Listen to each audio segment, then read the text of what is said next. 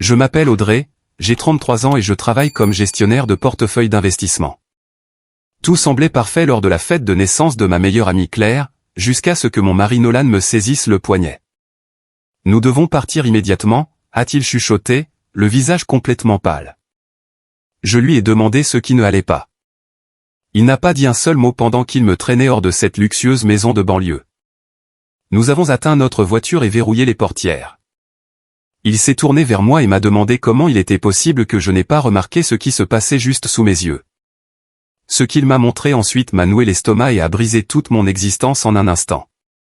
Avant de poursuivre cette histoire, dites-moi depuis où vous me regardez dans les commentaires ci-dessous. Cliquez sur j'aime et abonnez-vous si vous avez déjà dû tenir tête à une famille qui sous-estimait votre valeur. Nous étions assis dans l'allée de l'immense propriété de Claire. Je serrais encore contre moi le cadeau coûteux que j'avais acheté pour son bébé. Claire et moi étions meilleurs amis depuis 15 ans. Je lui aurais confié ma vie. Nolan a sorti son téléphone, ses mains tremblaient.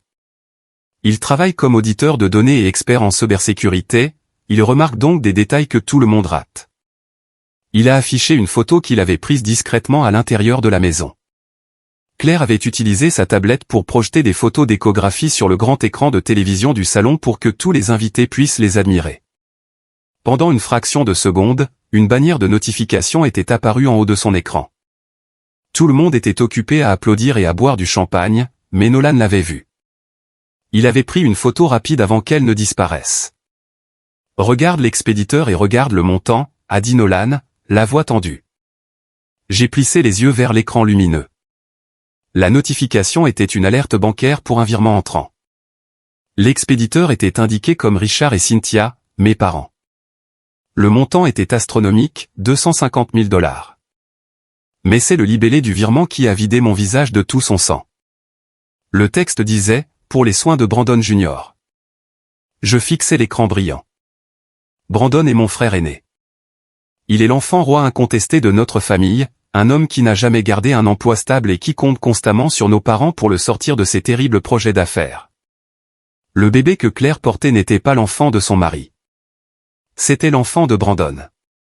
Ma meilleure amie couchait avec mon propre frère bon à rien, et mes parents transféraient secrètement $250 000 sur son compte bancaire pour financer le bébé illégitime de leur fils chéri.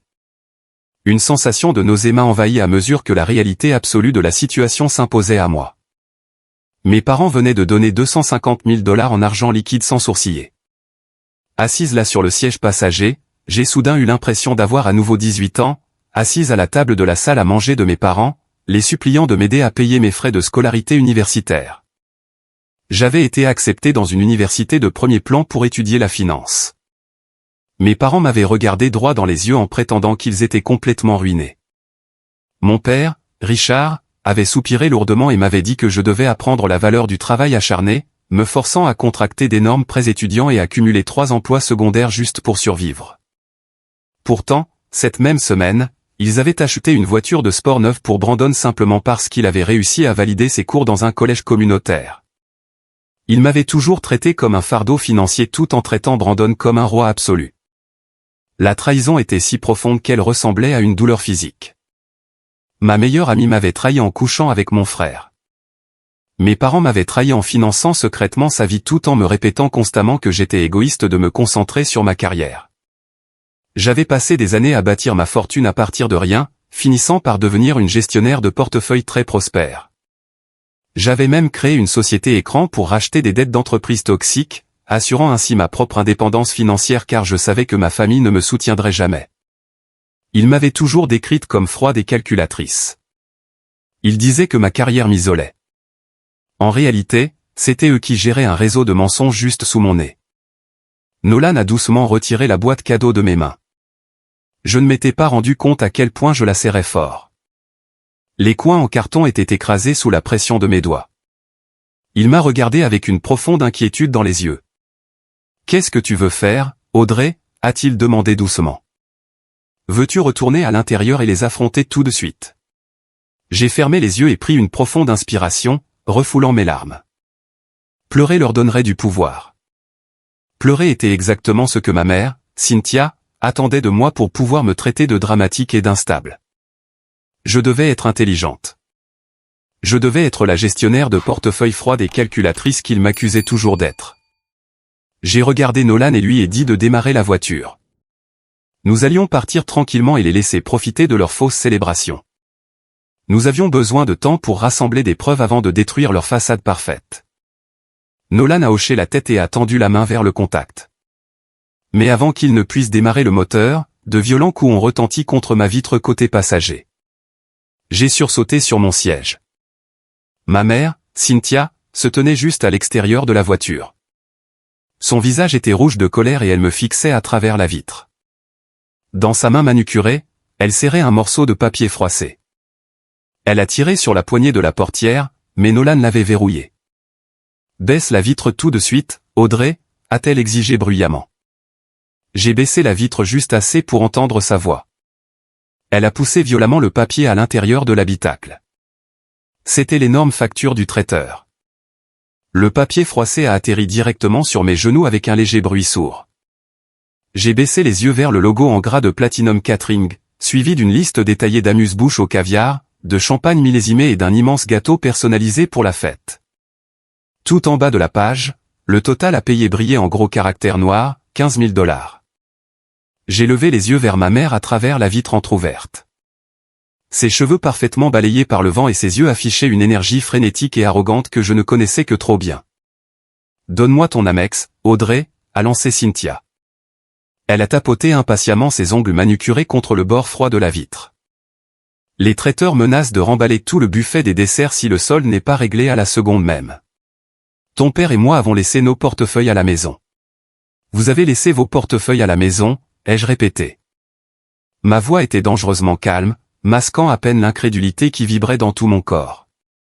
Vous venez à une fête somptueuse que vous êtes censé organiser pour votre belle-fille, et vous oubliez commodément vos portefeuilles. Cynthia a levé les yeux au ciel et a poussé un soupir dramatique et exaspéré. Ne commence pas avec tes interrogatoires interminables, Audrey. Nous avons énormément de choses à gérer en ce moment. Brandon est en train de lancer sa nouvelle entreprise de conseil en crypto-monnaie, et il avait désespérément besoin de nos liquidités pour son premier tour de table. Tu gères des millions de dollars de portefeuille d'entreprise chaque jour. 15 000 $ n'est que de l'argent de poche pour toi. Ne sois pas radine avec ta propre famille quand nous sommes dans l'embarras. J'ai regardé la femme qui m'avait mise au monde, ressentant une vague de dégoût indicible. L'audace de sa demande était stupéfiante. Mon frère Brandon avait 35 ans. Cette entreprise de conseil en crypto-monnaie était son 6e projet d'affaires majeur en 5 ans. Avant cela, il y avait eu une boulangerie artisanale pour chiens, une marque de basket de luxe et une application mobile ratée pour réserver des terrains de golf. À chaque fois qu'il avait une nouvelle idée brillante, mes parents finançaient entièrement ses délires. À chaque fois, l'argent s'évaporait. Pourtant, quand j'avais 18 ans et que j'avais reçu ma lettre d'admission pour une prestigieuse université de l'Ivy League, Cynthia m'avait assise à notre table de cuisine en acajou pour me dire que j'étais incroyablement égoïste d'attendre d'eux qu'ils paient mes frais de scolarité. Elle m'avait dit que je devais me débrouiller seul et apprendre la vraie valeur d'$1. J'avais passé la décennie suivante noyé sous le poids de dettes étudiantes étouffantes, travaillant les soirs et les week-ends pour bâtir ma carrière à partir de rien pendant qu'ils achetaient à Brandon un appartement de luxe simplement parce que loué était en dessous de son standing. Et maintenant, elle voulait que je donne nonchalamment 15 000 $ pour une fête célébrant la liaison secrète de Brandon avec ma meilleure amie. J'ai pris la facture du traiteur par le coin, la tenant comme si elle était contaminée, et je la lui ai rendue fermement à travers l'entrebâillement de la vitre. Ce n'est pas ma facture, maman, ai-je dit, en gardant mon regard ancré dans le sien. Et ce n'est certainement pas à moi d'assumer ce fardeau financier. Si toi et papa voulez financer une fête pour Claire, vous n'avez qu'à trouver comment la payer vous-même. Le visage de Cynthia s'est déformé en une grimace laide et méconnaissable. Elle a essayé de repousser le lourd papier dans la voiture, mais j'ai tenu bon, refusant de le reprendre. Tu es absolument incroyable, a-t-elle sifflé. Sa voix montait, suffisamment pour que les voituriers se retournent et fixent notre véhicule. Ton frère est en train de bâtir un empire. Il a besoin de notre soutien inconditionnel. Tu as le devoir fondamental d'aider cette famille quand nous te le demandons. Je te demande une simple faveur. Non, tu exiges que je subsidie tes mensonges, ai-je rétorqué, serrant le volant en cuir jusqu'à ce que mes articulations deviennent blanches. Je n'ai pas attendu sa réponse. J'ai appuyé sur le bouton pour remonter la vitre. Cynthia a poussé un cri et a retiré ses doigts une fraction de seconde avant que la vitre teintée ne se ferme hermétiquement. J'ai appuyé sur le bouton de verrouillage centralisé dans un clic net et satisfaisant, j'ai enclenché la marche arrière et j'ai appuyé sur l'accélérateur. Dans le rétroviseur, j'ai regardé ma mère debout seule au milieu de la vaste allée circulaire. Elle hurlait des mots que je ne pouvais plus entendre, le visage rouge de colère, agitant frénétiquement la facture du traiteur en l'air comme une arme. Nolan a posé une main réconfortante et chaleureuse sur mon genou alors que nous franchissions les portes en fer forgé pour rejoindre la route principale. Nous sommes rentrés à la maison dans un silence lourd et étouffant. L'adrénaline retombait lentement, laissant derrière elle un œuf froid et dur de colère profonde dans ma poitrine. J'avais passé toute ma vie d'adulte à essayer de prouver ma valeur à des gens qui ne me voyaient que comme un filet de sécurité financière pratique pour leur fils chéri.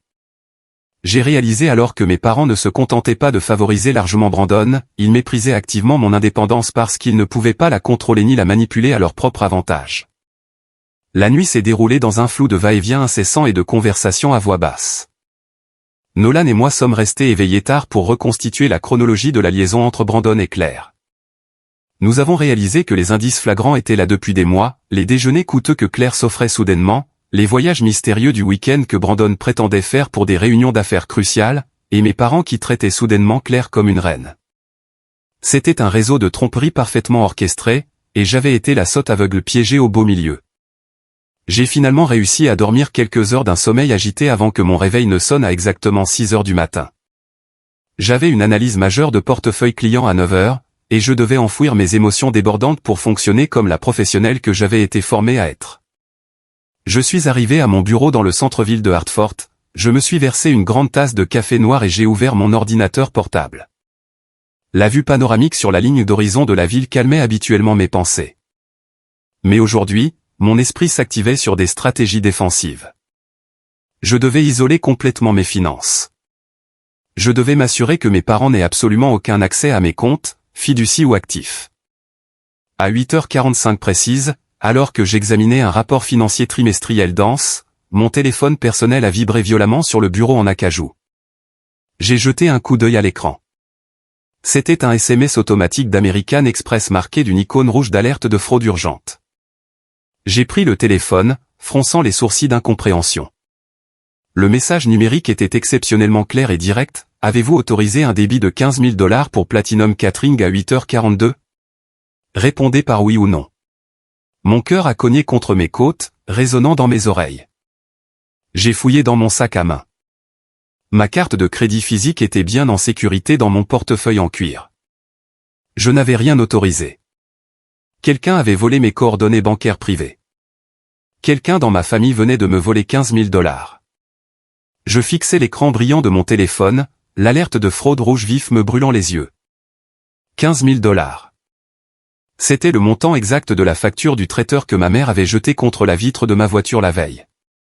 Ma poitrine s'est serrée, mais je n'ai pas versé une seule larme. Pleurer était une réaction biologique inutile. Pleurer était ce que Cynthia attendait de moi. À la place, une vague de clarté glaciale a envahi mon esprit. J'ai fait glisser mon téléphone sur la surface lisse en acajou de mon bureau vers Nolan. Il venait d'entrer dans mon bureau à domicile en tenant 2 tasses de café noir. Il a posé les tasses avec précaution, ses yeux se plissant en lisant le message automatique d'American Express. Il n'a posé aucune question inutile. Nous étions mariés depuis assez longtemps pour qu'il sache exactement comment fonctionnait mon esprit. Nolan s'est simplement retourné, a marché le long du couloir jusqu'à son propre bureau et est revenu avec son ordinateur portable de travail hautement crypté. En tant qu'auditeur de données senior et spécialiste de la cybersécurité, traquer les empreintes numériques n'était pas seulement son travail, c'était sa véritable obsession. Il a fait craquer ses articulations, a ouvert le terminal sur son écran et s'est mis immédiatement au travail. Nous sommes restés dans un silence total pendant 20 minutes. Le seul son dans la pièce était le cliquetis rapide et rythmé de ses doigts volants sur le clavier mécanique. De mon côté, je me suis connecté à mon portail bancaire et j'ai immédiatement bloqué le compte compromis. Puis j'ai regardé Nolan travailler. Il contournait l'interface bancaire de base, extrayant les données brutes de la transaction directement depuis la passerelle de paiement du fournisseur. Il a recoupé l'horodatage de la transaction, qui avait eu lieu à 8h42 précise ce matin. Il a tracé l'adresse IP spécifique associée au paiement de la facture numérique. Je me suis penché au-dessus de son épaule, regardant les lignes de code se refléter dans ses lunettes. Le paiement n'avait pas été effectué depuis la maison de mes parents. Il n'avait pas été effectué depuis la propriété de Claire. Le débit provenait d'un réseau cellulaire. Nolan a lancé un diagnostic rapide sur l'identifiant de l'appareil. Une petite boîte grise est apparue sur son écran, affichant le nom de l'appareil, iPhone 14 Pro Max de Sabrina. Ma sœur cadette Sabrina, cette femme de 30 ans qui passait sa vie entière à s'inventer une existence luxueuse sur les réseaux sociaux. Les pièces du puzzle se sont emboîtées violemment dans mon esprit. Pendant la fête de naissance la veille, j'avais laissé mon sac à main de créateur sur une chaise en velours dans le salon pendant exactement 4 minutes le temps d'aller aux toilettes. Sabrina était assise juste à côté. Elle avait toujours été jalouse de ma réussite financière. Elle avait dû glisser sa main manucurée dans mon sac, prendre une photo rapide de ma carte Platinum et la remettre en place. Elle avait utilisé mon argent durement gagné pour payer le traiteur ce matin afin de pouvoir jouer les tantes généreuses et riches et impressionner Claire et mes parents. C'était dégoûtant, mais pas surprenant. Sabrina me volait depuis que nous étions adolescentes. Je me souvenais de mes 16 ans, quand j'avais économisé mon argent de poche pendant 3 mois pour m'acheter un pull en cachemire vintage. Je l'ai porté une fois. La semaine suivante, Sabrina l'avait mis pour une fête de lycée et l'avait ruiné en renversant du vin bon marché sur le devant. Quand je l'avais affrontée, Cynthia était immédiatement intervenue pour protéger Sabrina et me disputer parce que je n'étais pas généreuse. Les sœurs partagent, Audrey, m'avait grondé Cynthia. Ne sois pas si matérialiste. Mes parents avaient appris à Sabrina à croire que ce qui m'appartenait lui appartenait automatiquement. Mais voler un pull était une chose, voler 15 000 $ constituait un vol qualifié. Nolan n'arrêtait pas de taper. Sa mâchoire était serrée. Si elle s'est sentie assez à l'aise pour voler cette carte, a-t-il murmuré, les yeux parcourant une nouvelle base de données, nous devons voir ce qu'elle a fait d'autre. Donne-moi à nouveau ton numéro de sécurité sociale. J'ai dicté les 9 chiffres. Nolan a lancé un audit approfondi de tout mon historique de crédit en utilisant des canaux secondaires et des outils de surveillance du dark web que les agences de crédit standard ne possèdent tout simplement pas. Ce qu'il a découvert au cours des 45 minutes suivantes a fait passer le débit de 15 000 $ pour de la simple monnaie de poche. Sabrina n'avait pas seulement volé ma carte de crédit la veille, elle avait complètement usurpé mon identité. Nolan a affiché 5 comptes de crédit distincts et cachés. Il y avait une carte de crédit au plafond maximum dans un grand magasin de luxe. Il y avait une ligne de crédit renouvelable dans une clinique de chirurgie esthétique haut de gamme. Il y avait même un contrat de location secret pour un véhicule de luxe. Sabrina avait utilisé mon numéro de sécurité sociale, mon excellent score de crédit et une version légèrement modifiée de mon adresse personnelle pour financer son style de vie creux sur Instagram. Elle avait des dizaines de milliers de dollars de dettes, et mon nom figurait sur chaque document. Je fixais l'écran, le cœur battant à un rythme lent et lourd contre mes côtes. Ma sœur était une véritable criminelle. Elle détruisait activement ma réputation financière pour s'acheter des chaussures de créateur et des peelings chimiques. Nolan a doucement refermé son ordinateur portable et a levé les yeux vers moi. Sa voix était tout à fait sérieuse, nous devons appeler la police tout de suite, Audrey. C'est une usurpation d'identité massive. Je vais imprimer toutes les preuves numériques. Nous pouvons la faire arrêter avant midi. J'ai secoué lentement la tête, les yeux fixés sur le mur devant moi. Non, ai-je dit, ma voix descendant dans un chuchotement glacial et menaçant. La police va juste prendre un rapport standard. Ils vont remplir des papiers. Mon père va engager un avocat de la défense très cher pour la faire sortir et inventer une histoire ridicule de malentendu. Je ne les laisserai pas contrôler cette situation derrière des portes closes. J'ai attrapé mes clés de voiture sur le bureau. Il était exactement 10h30 un dimanche matin. Je savais exactement où se trouvait toute ma famille en ce moment. Chaque dimanche sans exception, Richard et Cynthia organisaient un brunch somptueux au champagne dans leur vaste propriété. C'était une représentation hebdomadaire obligatoire où ils se réunissaient pour boire des mimosas hors de prix, s'auto-congratuler de leur supériorité et démolir quiconque n'était pas dans la pièce. Brandon serait là, se vantant de son nouveau bébé. Sabrina serait là, se vantant probablement d'avoir payé la facture du traiteur. Je suis sorti de mon bureau, j'ai descendu le couloir et je me suis dirigé directement vers ma voiture. Nolan a attrapé sa veste et m'a suivi de près, sa présence silencieuse m'apportant tout le soutien dont j'avais besoin. Le trajet jusqu'à la propriété a pris 20 minutes. J'ai dépassé la limite de vitesse tout le long, mes mains serrant le volant si fort que mes articulations étaient blanches. Quand nous sommes arrivés devant les imposantes portes en fer de ma maison d'enfance, je n'ai pas pris la peine de sonner à l'interphone. J'ai utilisé mon ancien code d'accès pour forcer l'ouverture des portes. J'ai garé ma voiture directement sur la pelouse impeccable, ignorant complètement l'allée circulaire. J'ai monté les marches en marbre de l'entrée, mes talons résonnant comme des coups de feu contre la pierre. Je n'ai pas frappé. J'ai tendu la main, j'ai saisi les poignées en laiton des lourdes doubles portes de la salle à manger, et je les ai ouvertes d'un grand coup de pied. Les portes de la salle à manger ont heurté les murs dans un fracas de tonnerre. L'impact a fait trembler les pichets en cristal et les plats de service en argent disposés sur la longue table. Ma mère, Cynthia, a poussé un cri étouffé, serrant une serviette en lin blanc contre sa poitrine. Richard s'est arrêté, sa fourchette suspendue à mi-chemin de sa bouche. Brandon est resté complètement figé à côté de Claire. Et là, assise directement en face de son mari Jamal, se trouvait Sabrina. Elle tenait une flûte de champagne en cristal, semblant inconsciente de la tempête qui allait s'abattre sur son dimanche matin parfait. Je n'ai pas prononcé un seul mot de salutation. Je me suis dirigé vers la tête de la table, ignorant le visage choqué de ma mère, et j'ai jeté l'épais dossier d'audit financier imprimé directement sur l'assiette en porcelaine de Sabrina. Les papiers se sont éparpillés violemment sur la table, renversant son champagne et trempant la nappe en dentelle. « C'est quoi ton problème ?» a hurlé Sabrina. Elle a bondi alors que l'alcool éclaboussait sa robe en soie. J'ai pointé un doigt ferme directement vers les documents éparpillés, voilà chaque demande de crédit frauduleuse, chaque transfert bancaire non autorisé et chaque signature contrefaite que tu as exécutée en utilisant mon numéro de sécurité sociale. Tu ne m'as pas seulement volé 15 000 $ pour une facture de traiteur hier. Tu as complètement usurpé mon identité. Tu as commis de multiples crimes fédéraux pour financer ton style de vie creux et pathétique. Sabrina n'a pas essayé de nier les accusations. Elle a instantanément déployé son mécanisme de défense ultime et habituel. Les larmes ont commencé à couler avant même que je n'ai fini ma phrase. Sa lèvre inférieure a tremblé et elle s'est effondrée sur sa chaise, cachant son visage dans ses mains et sanglotant bruyamment. C'était exactement la même performance théâtrale qu'elle avait utilisée lorsqu'elle avait embouti ma voiture au lycée pour éviter d'être punie. Jamal est resté parfaitement immobile. C'était un avocat d'affaires très respecté, un homme qui avait bâti sa carrière et sa réputation sur une intégrité juridique stricte et une éthique inébranlable. D'un geste délibéré, il a tiré les papiers trempés vers son côté de la table. Ses yeux sombres ont parcouru la première feuille, puis la seconde, lisant la piste numérique incontestable que Nolan avait passé la matinée à découvrir. Il a vu les adresses IP renvoyant à leur réseau domestique, les adresses de facturation modifiées et les signatures contrefaites sur le contrat de location du véhicule de luxe. J'ai vu le visage de Jamal se vider de sa couleur.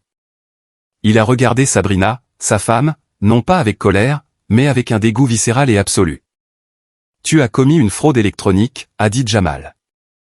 Sa voix grave avait une force tranquille et terrifiante qui a coupé court aux faux sanglots de sa femme. « Tu as usurpé l'identité de ta propre sœur pour acheter des sacs à main de créateurs et louer des voitures de luxe. Tu es une criminelle, Sabrina. » Sabrina a pleuré encore plus fort, tendant une main tremblante pour attraper le bras de Jamal, mais il s'est reculé brusquement comme s'il avait été en contact avec une maladie hautement contagieuse. Il a repoussé sa chaise, prenant ses distances avec la femme qu'il croyait connaître. « Ça suffit », a hurlé Richard. Mon père a frappé la table en bois massif de son poing lourd avec une telle force que les couverts ont sursauté. Il s'est levé, le visage devenant d'un rouge écarlate menaçant. Il a pointé un doigt accusateur vers moi, « Ce n'est que de l'argent, Audrey », a-t-il crié. Nous sommes une famille. Tu gagnes bien assez d'argent dans ton entreprise pour couvrir ce désagrément. Si tu appelles la police pour ta sœur, tu vas détruire son mariage et ruiner sa vie pour quelques cartes de crédit. Tu dois laisser tomber ça immédiatement. Je l'ai fixé, l'estomac noué par une prise de conscience familière et écœurante. Il recommençait. Il réécrivait la réalité pour protéger la coupable et punir la victime simplement parce que la coupable était l'une de ses préférées. J'ai regardé mon père droit dans les yeux, refusant de reculer. Tout comme c'était un simple accrochage quand Brandon conduisait ivre et a encastré son camion dans le salon du voisin, ai-je demandé, ma voix teintée de venin. J'avais 20 ans quand c'est arrivé. Je me souvenais de Richard corrompant le chef de la police locale avec un don de campagne et me criant dessus parce que j'avais garé ma voiture trop près de la rue. Il avait rejeté la faute de l'ivresse sévère de son fils chéri sur ma façon de me garer. Tu m'as forcé à endosser la responsabilité des dégâts matériels pour que Brandon n'ait pas de casier judiciaire. Tu as toujours protégé les criminels de cette maison en me sacrifiant au passage. Les yeux de Richard se sont plissés. Il a contourné la grande table de la salle à manger et s'est arrêté à quelques centimètres de mon visage, essayant d'utiliser sa taille pour m'intimider. « Écoute-moi très attentivement », a-t-il grogné d'une voix basse et menaçante destinée à m'inspirer de la terreur. « Tu vas prendre ces papiers, tu vas franchir cette porte et tu vas oublier que cela est arrivé. Si tu oses faire venir les autorités dans ma maison pour faire arrêter ma fille, je m'assurerai personnellement que tu ne travailles plus jamais dans le secteur financier. Je joue au golf avec les membres du conseil d'administration de ton cabinet d'investissement. Je connais les directeurs généraux de toutes les grandes banques de cet État. J'utiliserai toutes mes relations pour détruire ta carrière, ruiner ta réputation et te faire inscrire sur liste noire dans toute la profession. Tu me comprends ? Toute la salle à manger a retenu son souffle. Ma mère avait l'air satisfaite, s'attendant à ce que je cède sous les menaces agressives de mon père, comme je le faisais toujours quand j'étais enfant. Sabrina observait à travers ses doigts, dans l'attente. Au lieu de trembler, un sourire lent et glacial est apparu sur mon visage. J'ai regardé l'homme en colère et arrogant qui se tenait devant moi et je n'ai ressenti rien d'autre qu'un sentiment de puissance absolue. « Je comprends, Richard », ai-je dit, en gardant un ton d'un calme mortel. J'ai glissé ma main dans mon sac en cuir et mes doigts se sont refermés sur le plastique lisse d'un second dossier beaucoup plus épais. Je l'ai sorti et l'ai brandi pour qu'il le voie. Le dossier que je venais de jeter sur la table n'était pas un simple recueil de papier, c'était une arme redoutable. J'ai observé le visage de Richard alors qu'il baissait les yeux vers les documents. Son visage ne s'est pas seulement décoloré, il est devenu blême, le transformant en un spectre terrifié de l'homme qui hurlait des menaces quelques secondes plus tôt. Les papiers étaient des relevés bancaires, pas seulement celui que Nolan avait repéré sur la tablette de Claire, mais tout l'historique des virements bancaires s'étendant sur les 18 derniers mois. J'avais passé les 2 dernières semaines à utiliser les ressources de ma société écran pour cartographier chaque centime de ce financement illicite. La piste était confuse, chaotique et tout à fait accablante. Elle montrait des paiements réguliers provenant d'une société holding familiale, une entreprise que Richard utilisait pour ses affaires légitimes, versée directement sur un compte offshore au nom de jeune fille de Claire. Les libellés de virement, que Cynthia et Richard avaient été assez arrogants d'inclure, étaient constants, pour les soins de Brandon Jr. Brandon, qui était assis au bout de la table avec un air suffisant, s'est levé et a regardé par-dessus l'épaule de Richard. Son visage reflétait la stupeur de son père. Il a regardé le papier, puis m'a regardé, la bouche ouverte comme un poisson hors de l'eau. Tu as suivi tout ça, a bégayé Brandon. Sa voix avait perdu toute la superbe qu'il affichait lors de la fête de naissance. Je ne me contente pas de suivre les actifs, Brandon, ai-je dit, ma voix coupant la tension lourde de la salle à manger comme un rasoir. Je les audite. Je suis une gestionnaire de portefeuille professionnel. Pensais-tu vraiment que ta tentative d'amateur en matière de secrets financiers tiendrait face à quelqu'un qui passe chaque heure de sa vie à traquer des anomalies ? L'énergie frénétique et hautaine de Cynthia s'est évanouie. Elle s'est affalée sur sa chaise, sa main tremblant alors qu'elle cherchait son verre de mimosa à moitié vide. La pièce était devenue d'un silence de mort. Même les voituriers dehors semblaient ressentir le changement d'atmosphère, leur voix s'étant tue. Richard a été le premier à reprendre un peu de contenance. Il a redressé les épaules, essayant de reprendre le contrôle de la pièce, mais ses yeux s'agitaient, calculant frénétiquement les dégâts. Il savait ce que ces documents signifiaient. Si le conseil d'administration de son entreprise de fabrication découvrait qu'il utilisait des fonds d'entreprise pour financer l'enfant illégitime de son fils, sa carrière serait détruite avant la fin de la journée. « Tu penses que cela prouve quelque chose ?» a demandé Richard, bien que sa voix manque de conviction. Sa tentative de froncement de sourcils était faible. « Tu es une femme froide et calculatrice, Audrey. Tu l'as toujours été. Si tu essaies de porter cela devant la presse, si tu essaies de divulguer cela à nos actionnaires, tu commettras un suicide professionnel. Personne n'engage une gestionnaire de portefeuille qui détruit sa propre famille pour faire les gros titres. » Je ne lui ai pas répondu immédiatement. J'ai laissé le silence s'étirer, le regardant transpirer. Il essayait de revenir à ses anciennes méthodes, l'intimidation, la manipulation et la menace de ruine professionnelle. C'était la même stratégie qu'il avait utilisée lorsqu'il m'avait convaincu de contracter d'énormes prêts étudiants, me disant que le soutien familial était réservé aux faibles et aux impréparés. « Tu vas nous aider ?» a soudainement sifflé Cynthia. Elle avait retrouvé son calme, ses yeux se plissant avec une cupidité prédatrice familière. Elle a tendu la main et a tapoté celle de Brandon. Brandon se présente au conseil municipal cet automne. Sa campagne repose sur les valeurs familiales traditionnelles. Si ce scandale s'ébruite dans la presse locale, si les électeurs découvrent qu'il est le père de l'enfant de Claire, sa carrière est morte avant même de commencer. Il est le fils prodige, l'avenir du nom de cette famille. Tu vas déposer 250 000 $ sur le compte de la fiducie familiale d'ici demain matin. Tu vas reconstituer les fonds que tu as exposés. Tu vas prouver ta loyauté envers cette famille, sinon nous veillerons à ce que la ville entière sache exactement comment tu as trahi ta propre famille. Je n'ai pas pu m'en empêcher, un rire court et sec m'a échappé. J'ai regardé ma mère, puis Brandon, puis mon père. Ils étaient vraiment délirants. Ils croyaient que parce que j'avais été leur victime pendant 33 ans, je continuerais à jouer le rôle de la fille soumise et terrifiée. Vous me demandez de vous payer pour réparer un désordre que vous avez créé, ai-je dit. Vous voulez que je finance ta campagne électorale pour que tu puisses continuer ton cycle de mensonges? Ce n'est pas une demande, a hurlé Richard, son visage s'empourprant à nouveau. C'est une exigence. Tu es une Wilson. Ton nom est lié au nôtre. Si nous coulons, tu coules avec nous. Ta carrière, ta réputation, ta précieuse indépendance, tout disparaît. Tu as de la chance que nous te permettions de réparer cela. Je n'ai pas discuté. Je n'ai pas haussé la voix. Je leur ai simplement jeté un regard froid et insistant qui a mis mon père mal à l'aise. Je vais y réfléchir, ai-je dit, en tournant les talons. Je suis sorti de la propriété, le lourd silence m'accompagnant.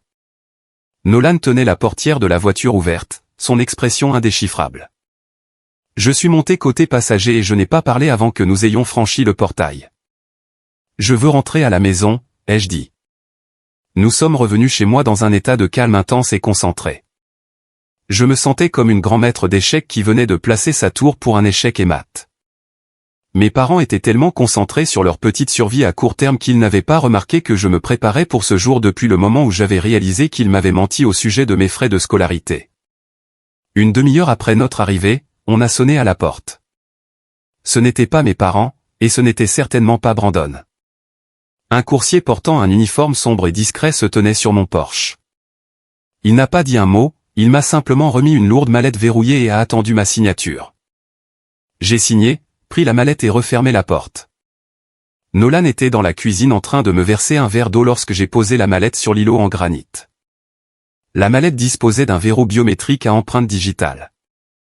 J'ai pressé mon pouce contre le capteur, le mécanisme s'ouvrant avec un clic métallique satisfaisant. J'ai soulevé le couvercle. À l'intérieur se trouvait le reste du puzzle, le dernier ensemble de documents accablants qui non seulement les empêcheraient de me faire chanter, mais s'assuraient qu'ils ne prononcent plus jamais mon nom. C'était la piste administrative de tout leur système illégal de sociétés écrans, y compris les relevés bancaires offshore qui liaient les actifs de leur entreprise à de la fraude fiscale, du blanchiment d'argent et des contributions de campagne illégales. Je n'avais pas seulement audité le fonds pour le bébé de Brandon, j'avais audité leur existence entière. J'ai souri en voyant le contenu. Richard pensait pouvoir ruiner ma carrière, il n'avait pas réalisé que j'avais déjà passé l'année dernière à m'assurer qu'il n'ait plus de carrière à défendre. Le couvercle de la mallette reposait contre le comptoir en granit, révélant des liasses de documents, des audits bancaires et des obligations d'entreprise. Le papier sentait l'encre et la victoire. Nolan s'est penché sur l'îlot de cuisine, examinant les premières pages avec une précision chirurgicale. Il a sorti un dossier de la mallette et l'a ouvert. Le logo en relief de Vanguard Holdings brillait sous la lumière. Vanguard Holdings était une société écran privée que j'avais légalement créée 3 ans auparavant. J'en étais la seule propriétaire, l'unique actionnaire et l'architecte de tout son portefeuille.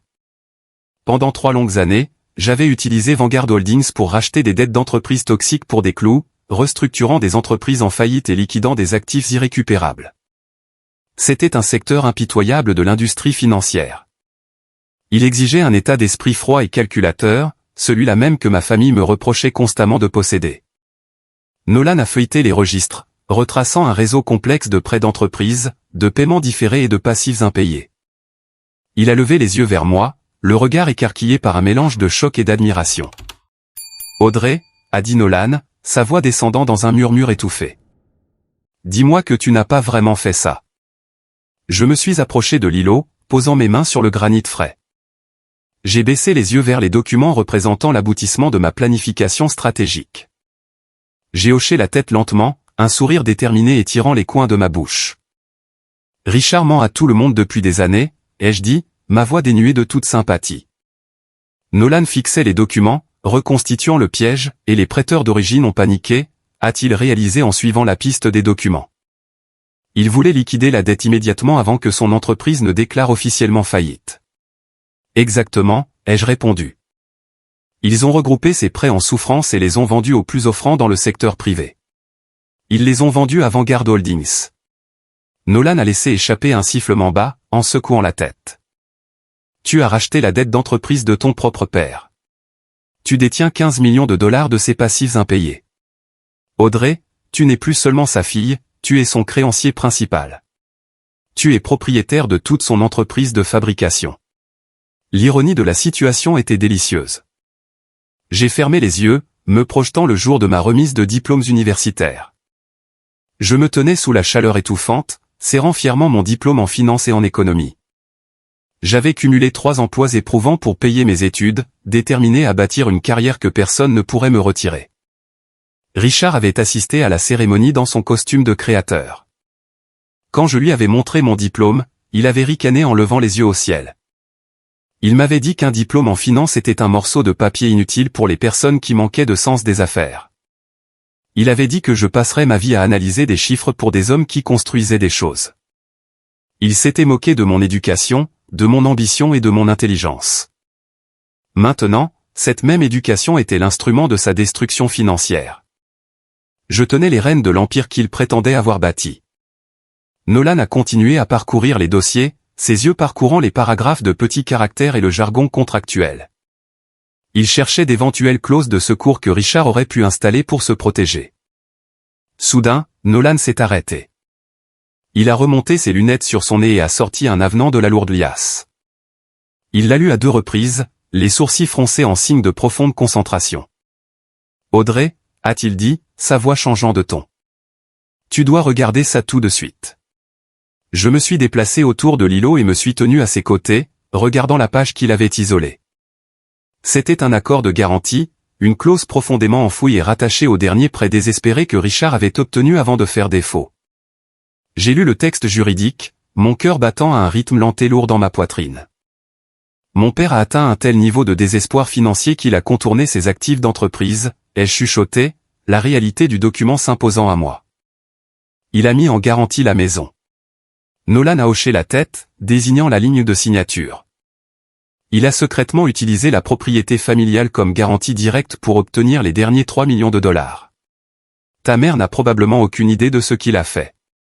Si l'entreprise fait défaut, le créancier prend immédiatement possession de la propriété. J'ai fixé les documents.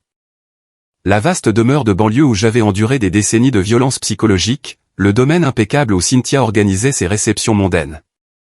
La propriété que Richard utilisait pour intimider tout le monde autour de lui, tout cela était lié directement à la dette que je possédais désormais.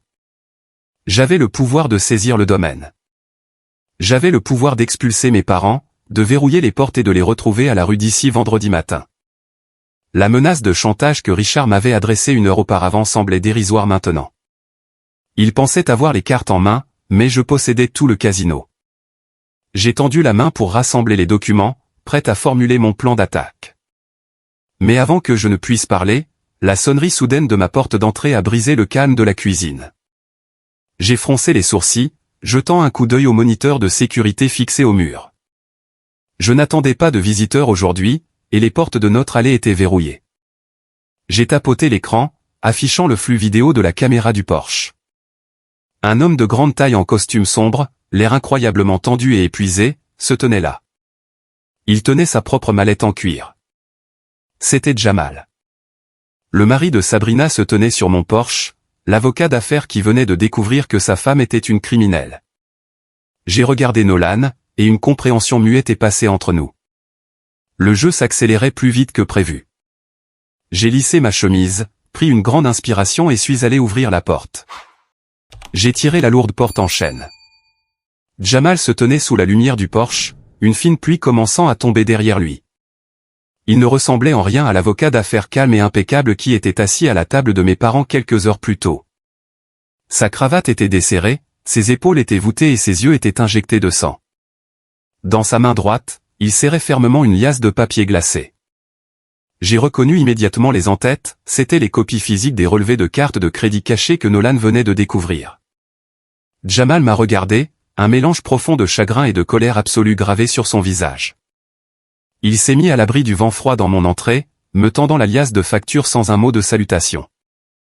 J'ai refermé la porte, le clic lourd nous isolant à l'intérieur. Il a pris une profonde inspiration, regardant autour de lui. « Je suis tellement désolé, Audrey », a enfin dit Jamal, la voix lourde d'épuisement. « Je n'avais absolument aucune idée de ce qu'elle te faisait. Je te le jure, sur ma carrière et sur ma vie, j'étais complètement dans l'ignorance jusqu'à ce que tu jettes ces papiers sur la table aujourd'hui. » Je lui ai fait signe de me suivre dans la cuisine où Nolan se tenait toujours près de l'îlot, les documents de Vanguard Holdings bien rangés dans leur mallette.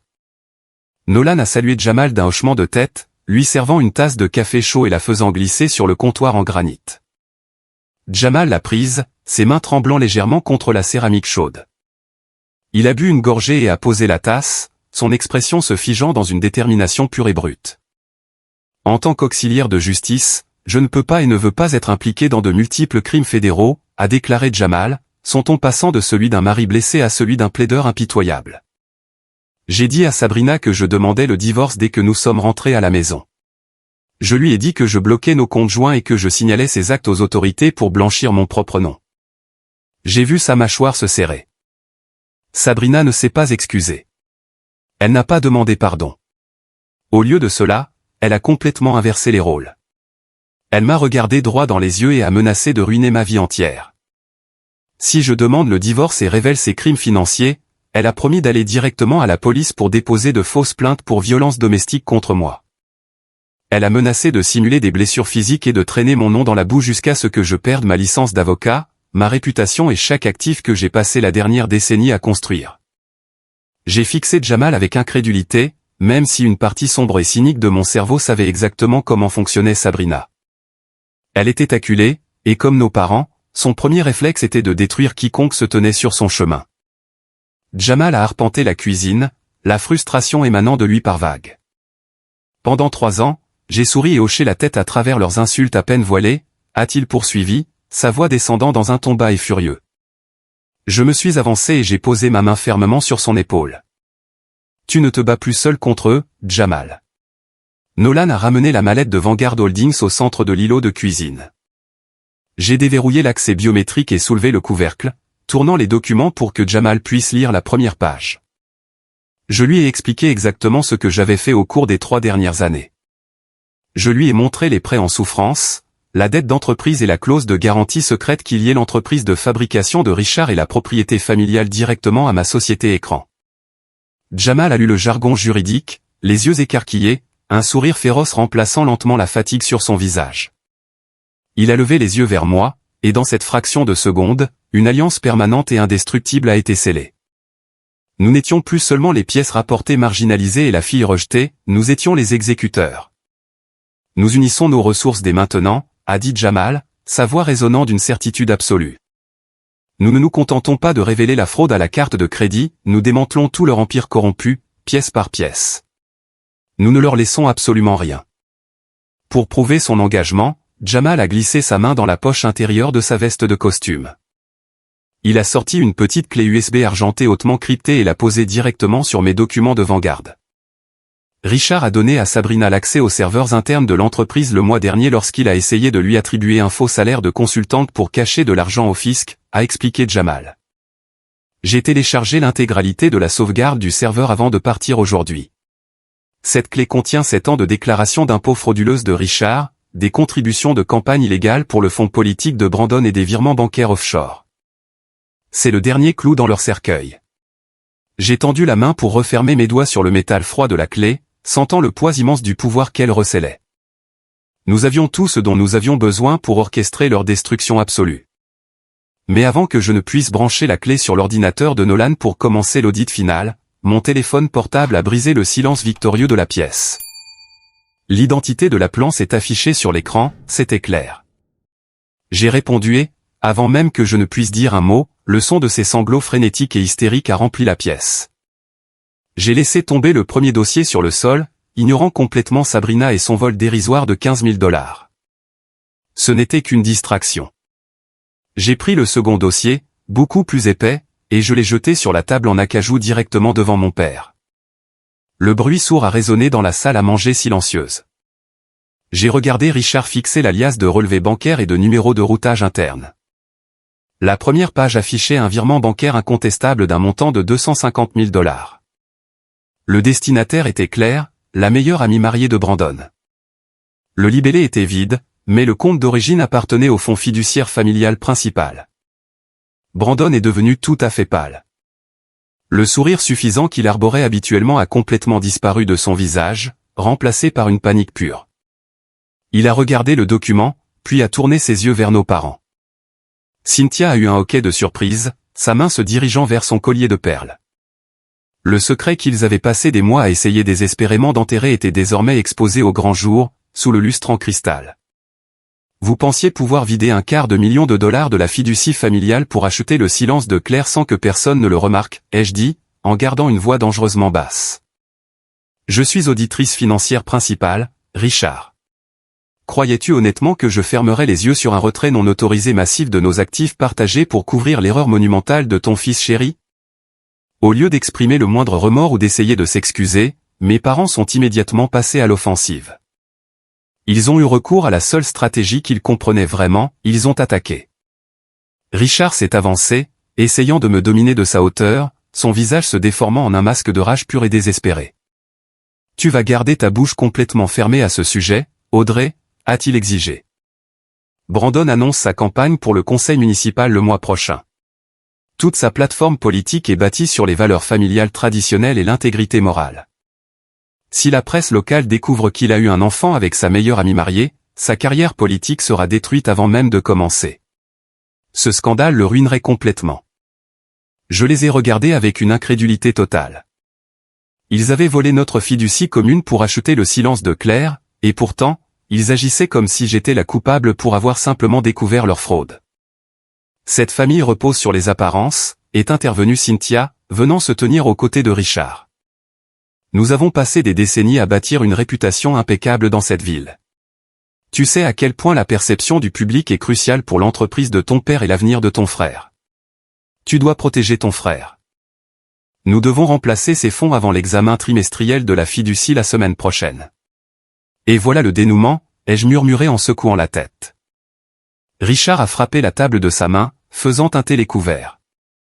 Tu gagnes une quantité d'argent ridicule dans ton entreprise, Audrey. Tu vas transférer 250 000 $ sur le compte de la fiducie familiale d'ici lundi matin pour reconstituer ce que nous avons utilisé. Tu vas prouver ta loyauté envers cette famille une fois pour toutes. Si tu refuses de réparer cela, si tu oses laisser ce secret s'ébruiter et ruiner ton frère, je te renierai légalement.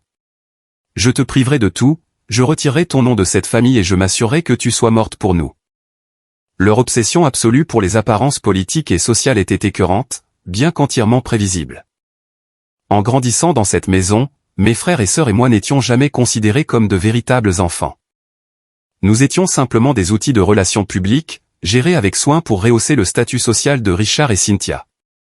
Je me souvenais très bien de ma remise de diplôme de fin d'études secondaires. J'avais reçu une bourse d'études complète, mais ma mère avait refusé que je me tienne au premier rang sur notre portrait de famille parce que ma robe jurait avec la cravate de Brandon. Elle avait placé Brandon au centre, ajustant constamment son col, le traitant comme un poney de concours précieux. Lorsque Brandon avait été surpris à tricher aux examens d'entrée à l'université, Richard ne l'avait pas puni.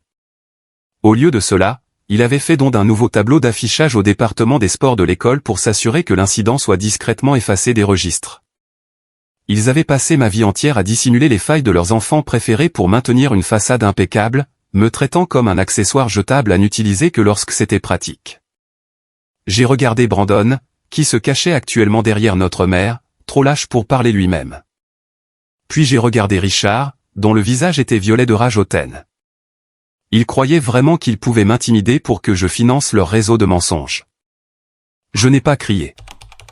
Je n'ai pas discuté. Je leur ai simplement offert un lent sourire glacial qui a fait frissonner visiblement Cynthia. Je vais y réfléchir, ai-je dit.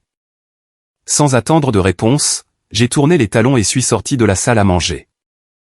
J'ai ignoré les sanglots continus de Sabrina et la voix de mon père qui criait mon nom.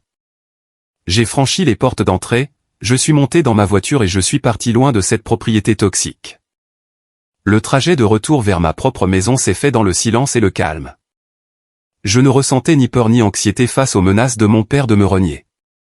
En fait, sa tentative désespérée de chantage ne faisait que confirmer ce que je savais déjà, c'étaient des gens incroyablement faibles et terrifiés, s'accrochant à une illusion de contrôle. Quand je me suis garé dans mon allée, une camionnette de livraison noire était déjà garée près de mon Porsche. Un coursier professionnel en uniforme se tenait devant ma porte, un terminal numérique à la main. Je me suis approché de lui, confirmant mon identité et signant le reçu numérique crypté. Sans un seul mot, le coursier m'a remis une lourde mallette en acier verrouillée et est retourné à son véhicule. J'ai transporté la lourde mallette à l'intérieur et l'ai posée en sécurité sur l'îlot de ma cuisine. J'ai saisi le code alphanumérique complexe dans le verrou biométrique. Les loquets se sont ouverts avec un clic lourd et satisfaisant. J'ai soulevé le couvercle, révélant des liasses de documents juridiques exécutoires, des actes de transfert d'entreprise et des audits financiers complets. J'ai souri en regardant la paperasse, mon arme secrète était enfin arrivée. Les sanglots qui résonnaient depuis le haut-parleur de mon téléphone étaient un chef-d'œuvre de désespoir. J'ai pressé l'appareil contre mon oreille, écoutant les respirations saccadées que Claire avait perfectionnées au cours d'une vie de manipulation. Jamal se tenait immobile dans ma cuisine, la mâchoire serrée, tandis que Nolan s'était arrêté, la main suspendue au-dessus de la clé USB. J'ai mis l'appel sur haut-parleur et j'ai posé le téléphone sur l'îlot en granit pour qu'il puisse entendre chaque mot. « Audrey, s'il te plaît » a gémi Claire, la voix brisée par une panique feinte. « Tu es la seule personne que je puisse appeler. J'ai si peur. » J'ai gardé une expression parfaitement neutre, faisant signe à Jamal de rester silencieux. « Qu'est-ce qui ne va pas, Claire ?» ai-je demandé, en teintant ma voix d'une fausse inquiétude. « Où es-tu » Il a découvert, a pleuré Claire. Mon mari a découvert pour le bébé. Il a découvert pour Brandon. Il est devenu fou, Audrey. Il m'a frappé. Il m'a jeté dehors avec seulement les vêtements que je porte. Je suis assise dans ma voiture sur un parking et je n'ai pas un centime. Il a bloqué nos comptes joints. Tu dois m'aider. J'ai regardé Nolan, qui a levé un sourcil sceptique. Je me souvenais de cela depuis le lycée. Claire utilisait toujours les larmes comme une arme. Quand nous avions 16 ans, elle m'avait convaincu d'emprunter la voiture de sa mère pour faire un tour. Quand nous avions bosselé le pare-choc, Claire s'était effondrée en larmes hystériques devant nos parents. Elle tentait la même stratégie aujourd'hui, comptant sur mon habitude d'absorber ses dégâts collatéraux. Je suis tellement désolé, Claire, ai-je murmuré, en gardant une voix rassurante. Cela semble terrifiant. Que as-tu besoin que je fasse ? Je dois quitter l'État, a-t-elle pleurniché. Je dois engager un avocat pour me protéger. J'ai juste besoin d'un prêt d'urgence, Audrey. Juste 50 000 $ pour obtenir un appartement et payer les honoraires de l'avocat. Je te jure que je te rembourserai. Tu es ma meilleure amie. L'audace était stupéfiante. Elle portait l'enfant de mon frère, recevait de l'argent de mes parents, et pourtant elle avait le culot de me réclamer 50 000 $. Elle me considérait comme un coffre-fort jetable. Bien sûr, Claire, ai-je dit. Tu sais que je te soutiendrai toujours. J'autoriserai le virement bancaire avec ma banque d'ici la fin de la semaine. Reste discrète en attendant que les fonds soient transférés. Oh mon Dieu, merci, Audrey, a-t-elle soufflé. Tu me sauves la vie. J'ai raccroché et j'ai posé le téléphone sur le comptoir. Le silence a duré 3 secondes avant que Nolan ne laisse échapper un rire. Il s'est tourné à nouveau vers son ordinateur, ses doigts volant sur le clavier. Ne transfère pas d'argent à cette femme, a dit Jamal, ses mains agrippant le bord de l'îlot. Elle ment. Je peux te garantir que son mari ne l'a pas touchée. C'est ce que Sabrina a menacé de me faire. Je n'ai absolument pas l'intention de financer sa fausse fuite, ai-je répondu calmement. Mais j'avais besoin qu'elle baisse sa garde. Nolan a appuyé sur la touche entrée. J'ai offert à Claire un babyphone pour sa fête de naissance le mois dernier, a-t-il dit, les yeux fixés sur ses écrans. Je lui ai dit que j'avais configuré les paramètres de sécurité moi-même pour m'assurer qu'il soit impossible à pirater. Nolan a souri, j'ai menti. Il a exécuté une commande et l'écran de droite s'est allumé. Un flux vidéo clair est apparu à l'écran, diffusant depuis le salon de Claire. L'épreuve visuelle était absolue. Claire n'était pas assise dans sa voiture sur un parking, elle était installée sur son canapé en daim. Elle tenait un verre de vin, peu soucieuse de l'enfant qu'elle portait. Son visage était impeccable. Elle avait l'air radieuse, détendue et satisfaite. Et elle n'était pas seule, Brandon était assis à côté d'elle sur le canapé. Il avait le bras posé sur le dossier des coussins, riant alors que Claire jetait son téléphone sur la table basse. Le flux audio s'est activé, captant leur conversation. Je n'arrive pas à croire qu'elle ait vraiment gobé ça, a ricané Brandon. Tu as à peine eu besoin d'essayer. Audrey a toujours été pathétique, a répondu Claire, en buvant une gorgée de vin. Elle a tellement besoin de reconnaissance qu'elle paiera juste pour qu'on reste près d'elle. C'est triste de voir à quel point il est facile de la manipuler. Brandon s'est adossé, l'air satisfait, eh bien, ces $50 000 vont couvrir notre lune de miel en Europe. Cynthia et Richard peuvent continuer à payer pour la maison et les factures médicales, mais je ne vais pas passer mon été à me cacher en banlieue. Nous partons sur la côte amalfitaine. Je me tenais dans ma cuisine, écoutant mon frère et ma meilleure amie se moquer de ma loyauté. Ils planifiaient des vacances financées par mon argent. La colère que je ressentais ne s'est pas manifestée par une explosion, elle s'est figée en une glace calculatrice. Ils me traitaient comme un compte bancaire jetable. Ils présumaient que ma fortune leur appartenait. Jamal fixait l'écran, sa mâchoire serrée dans une grimace de dégoût, ils se nourrissent de ta réussite parce qu'ils sont incapables de bâtir la leur. Je n'ai pas répondu. J'ai regardé le flux de Brandon et Claire célébrant leur victoire. Je détenais les clés de leur destruction. J'avais les déclarations d'impôts sur la clé USB. J'avais les structures de dette de Vanguard Holdings qui pouvaient saisir la propriété familiale. Maintenant, j'avais la preuve vidéo de leur tentative d'extorsion. Le piège était armé et prêt à se refermer. Avant que nous ne puissions élaborer notre stratégie suivante, le bruit de la fente de la boîte aux lettres se refermant a résonné dans le couloir. J'ai quitté la cuisine et me suis dirigé vers l'entrée, ramassant la lourde enveloppe posée sur le sol. Elle m'était adressée en calligraphie. Je l'ai retournée, brisant le seau de cire, et j'ai sorti une carte gravée d'or. J'ai lu le texte, un sourire s'affichant sur mon visage alors que la scène parfaite pour leur perte se présentait d'elle-même. C'était une invitation pour le gala du 40e anniversaire de mes parents, organisé au Platinum Country Club le week-end suivant. Les lettres dorées en relief sur le papier cartonné lourd vibraient de l'arrogance habituelle de mes parents. J'ai passé mes doigts sur la surface texturée de l'invitation à leur gala de 40 ans de mariage au prestigieux Platinum Country Club. Mais c'est le petit carton blanc impeccable glissé derrière la carte principale qui a capté toute mon attention. Le texte était imprimé dans une écriture fine et élégante détaillant le programme de la soirée. Tout en bas, une annonce spéciale était mise en valeur, Richard et Cynthia invitaient fièrement leurs convives à assister à la nomination officielle de Brandon comme héritier unique et directeur général de l'empire familial. De plus, ils prévoyaient d'offrir publiquement la propriété historique familiale à Brandon et Claire, présentant cela comme un geste grandiose pour accueillir leur nouveau petit enfant dans le monde. J'ai fixé le carton, un rire froid m'échappant. L'illusion absolue était stupéfiante. Richard s'apprêtait à se tenir devant les politiciens, les chefs d'entreprise et les personnalités les plus influents de la ville pour transmettre un empire qui était en réalité totalement vide. Il offrait un domaine de plusieurs millions de dollars qui était entièrement hypothéqué par Vanguard Holdings. Il offrait une propriété dont il n'avait plus légalement la possession. La vanité de leur projet était exactement le catalyseur dont j'avais besoin pour orchestrer une exécution publique de leur statut social. Le lendemain matin, j'ai retrouvé Jamal dans la salle de conférence privée de mes bureaux du centre-ville.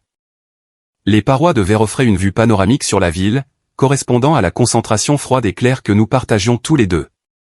Jamal a étalé ses dossiers juridiques sur la table de conférence polie, ses yeux acérés et complètement libérés de la fatigue qui l'avait accablé les jours précédents.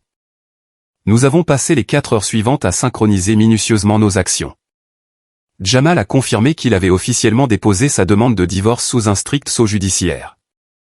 Sabrina restait complètement ignorante, occupée à planifier ses tenues de luxe pour le gala à venir, tandis que son mariage et sa sécurité financière étaient légalement démantelés derrière son dos. Pendant ce temps, j'ai finalisé la pile impressionnante de documents de Vanguard Holdings. J'ai autorisé les avis de saisie immédiate sur la propriété familiale et préparé les dossiers de faillite involontaire pour l'entreprise de fabrication de Richard. La paperasse était absolument incontestable, blindée de clauses qui les piégeaient complètement dans leur propre structure de dette frauduleuse. Nous avons synchronisé nos attaques à la perfection, nous assurant que lorsque le marteau tomberait, ma famille n'aurait absolument aucune issue juridique ou financière pour s'en sortir. Le piège juridique étant solidement posé, j'ai quitté le bureau et me suis rendu chez un tailleur haut de gamme exclusif dans le quartier de la mode de la ville. Pendant 30 ans, j'avais laissé ma mère dicter mon apparence. Alors que je passais devant les portants de soie et de velours importés, un souvenir précis m'est revenu à l'esprit. J'avais 18 ans, je me préparais pour mon bal de fin d'année. Cynthia m'avait éloigné de force d'une robe rouge vif, insistant pour que j'achète à la place une robe beige terne et délavée. Elle m'avait pincé la taille, examinant ma posture d'un œil critique dans le miroir, et m'avait dit que je manquais simplement de la structure physique pour porter des coupes audacieuses. Elle prétendait que le beige convenait à ma personnalité effacée, s'assurant que je reste à l'arrière-plan, tandis que Claire et Sabrina dominaient la scène dans des robes à paillettes sur mesure.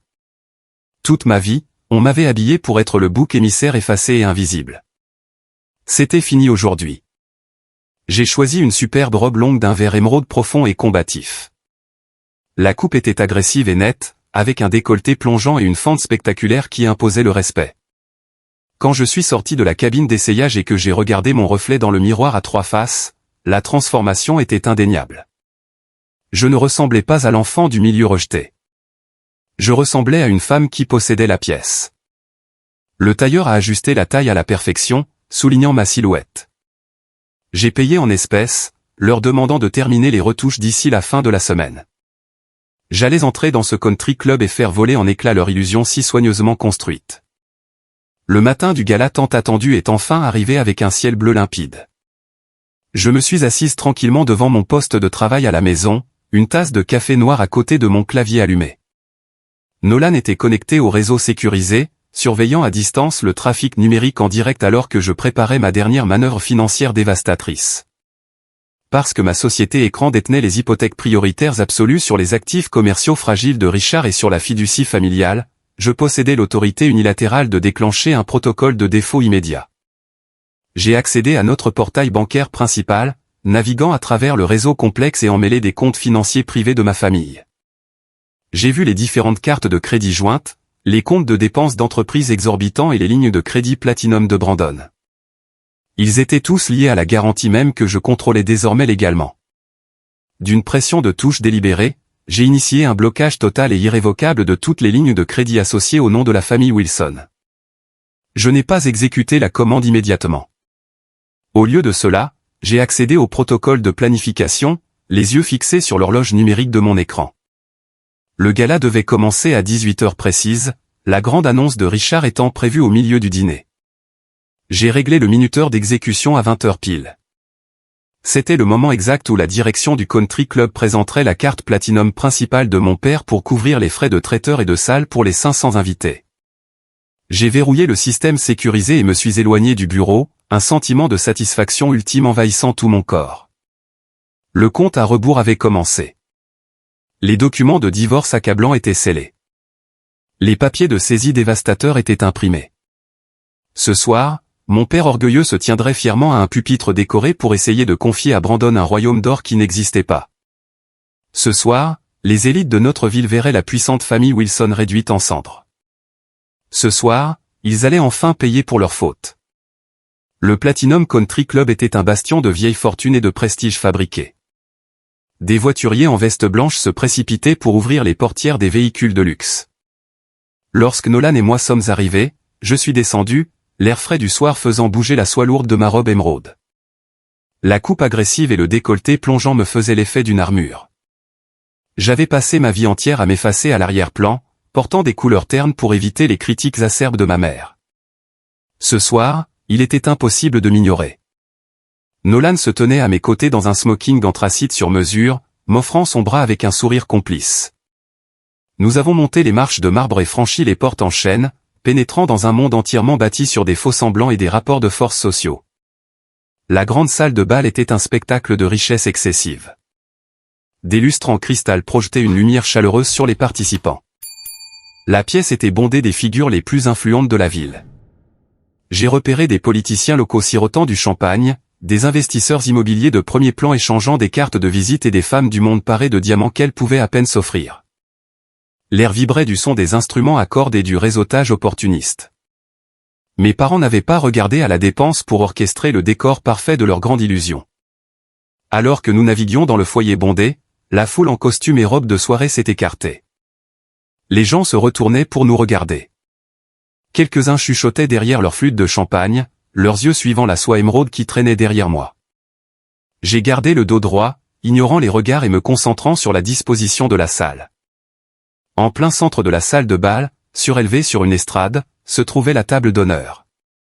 Elle était drapée de soie blanche et ornée d'immenses compositions d'orchidées blanches. Brandon était assis au centre, l'air suffisant dans sa veste de dîner en velours. Claire était assise juste à sa droite, portant une robe de maternité qui épousait sa silhouette, serrant une flûte de cidre pétillant. Sabrina était placée à sa gauche, la posture rigide, son sourire figé alors qu'elle saluait les invités qui passaient. Ils offraient l'image parfaite d'une succession aristocratique. Mon observation tranquille a été brusquement interrompue par une tape sèche sur mon bras. Je me suis retourné pour trouver Cynthia debout devant moi, le visage crispé dans une grimace désapprobatrice. Elle portait une lourde robe argentée qui ressemblait plus à une armure qu'à un tissu, le cou chargé des perles de famille. Elle m'a dévisagé de haut en bas, ses yeux se plissant en remarquant la coupe coûteuse de ma robe et l'assurance indéniable de ma posture. « Je vois que tu as décidé de te donner en spectacle », a murmuré Cynthia, la voix dégoulinante de venin. « Nous essayons de projeter de l'élégance ce soir, Audrey, pas du désespoir. » Avant que je ne puisse répondre, elle s'est approchée tout près, ses doigts manucurés s'enfonçant fermement dans mon avant-bras, l'odeur lourde de son parfum floral étant étouffante. Elle a baissé la voix dans un murmure dur et exigeant, « J'espère que tu as apporté les $50 000 pour Claire. Ne gâche pas notre soirée en affichant ta pauvreté, Audrey. » Brandon a besoin que cette transition soit absolument impeccable. J'ai baissé les yeux vers sa main, puis j'ai croisé son regard avec une expression tout à fait neutre. « Oh, j'ai apporté exactement ce que cette famille mérite, » ai-je répondu calmement, en me dégageant de son étreinte. Cynthia m'a fusillé du regard, visiblement déstabilisée par mon absence totale d'intimidation. Elle a fait signe à une hôtesse qui passait d'un claquement de doigts secs, « Conduisez-les à leur place », a-t-elle ordonné à la jeune femme. Nolan et moi avons suivi l'hôtesse loin du centre de la pièce. Nous sommes passés devant les politiciens, les investisseurs et les riches personnalités. Nous avons continué à marcher jusqu'à ce que les tables deviennent plus petites, que les compositions florales rétrécissent et que la lumière devienne visiblement plus faible. On nous a conduits tout au fond de l'immense salle de bal, bien loin de la scène et des caméras. L'hôtesse s'est arrêtée à la table 30. Elle était reléguée dans un coin sombre, situé juste à côté des lourdes portes battantes en métal des cuisines des traiteurs. À chaque fois qu'un serveur s'élançait dehors avec un plateau d'amuse-bouche, le bruit lourd des portes résonnait au-dessus de notre table. J'ai regardé nos compagnons de table, nous étions assis aux côtés de 3 coordinateurs de salle en pause et de 2 cousins éloignés qui n'avaient pas été invités à une réunion de famille depuis plus d'une décennie. C'était l'affront ultime. Mes parents m'avaient intentionnellement placé dans la ligne de mire des cuisines pour me rappeler mon insignifiance absolue. Nolan a tiré ma chaise, la mâchoire serrée alors qu'un serveur frôlait son épaule avec un plateau de flûte de champagne. « Ils ne font vraiment pas de cadeaux, n'est-ce pas ?» a-t-il noté, en s'asseyant à mes côtés. J'ai lissé la soie émeraude sur mes genoux et j'ai vérifié la montre en platine à mon poignet. Il était exactement 19h30. J'ai souri, ressentant l'anticipation froide et calculatrice courir dans mes veines. Laisse-les s'amuser avec leur plan de table mesquin, ai-je dit doucement. Ils ignorent complètement qu'ils se tiennent sur une mine financière. Les minutes s'écoulaient, chacune nous rapprochant de 20 heures. J'observais la salle depuis mon coin sombre, mesurant l'ampleur de la fraude qui se jouait sous mes yeux. Richard faisait le tour de la pièce, serrant la main des membres du conseil municipal et riant avec des donateurs d'entreprise. Il projetait l'image d'un titan, un patriarche s'apprêtant à transmettre un empire prospère à son fils chéri. Il n'avait aucune idée que sa réalité entière était sur le point d'exploser. À 19h55, le fond sonore du quatuor à cordes s'est estompé. Les lumières de la salle de bal ont commencé à baisser lentement, projetant des ombres dramatiques sur les murs. Un projecteur unique a percé l'obscurité, illuminant le centre de la scène. La salle est tombée dans un silence attentif et lourd. Le tintement des verres s'est arrêté alors que les 500 invités tournaient leur attention vers le pupitre. Richard est entré dans le cercle de lumière, ajustant sa cravate en soie et tapotant le micro. Un sifflement du micro a traversé la salle de bal, coupant court aux dernières conversations. Le projecteur brillait sur Richard, éclairant son smoking en velours sur mesure. Il se tenait au pupitre pour s'adresser à ses invités. Cynthia le regardait depuis la table d'honneur dans une attitude de dévotion admirative très répétée. Je vous remercie tous d'être ici ce soir pour célébrer 40 ans de construction d'un patrimoine qui résonnera dans cette ville pendant des générations, a commencé Richard, sa voix de baryton modulée avec expertise pour paraître à la fois humble et autoritaire. Des rires appréciateurs ont parcouru l'assistance. J'observais depuis l'ombre de la table 30, voyant les politiciens locaux, les investisseurs et les personnalités mondaines hocher la tête comme des marionnettes synchronisées. Ils étaient fascinés. Nous avons bâti l'empire Wilson à partir de rien, a poursuivi Richard. Il s'est forgé sur les valeurs familiales traditionnelles, l'intégrité et la loyauté absolue.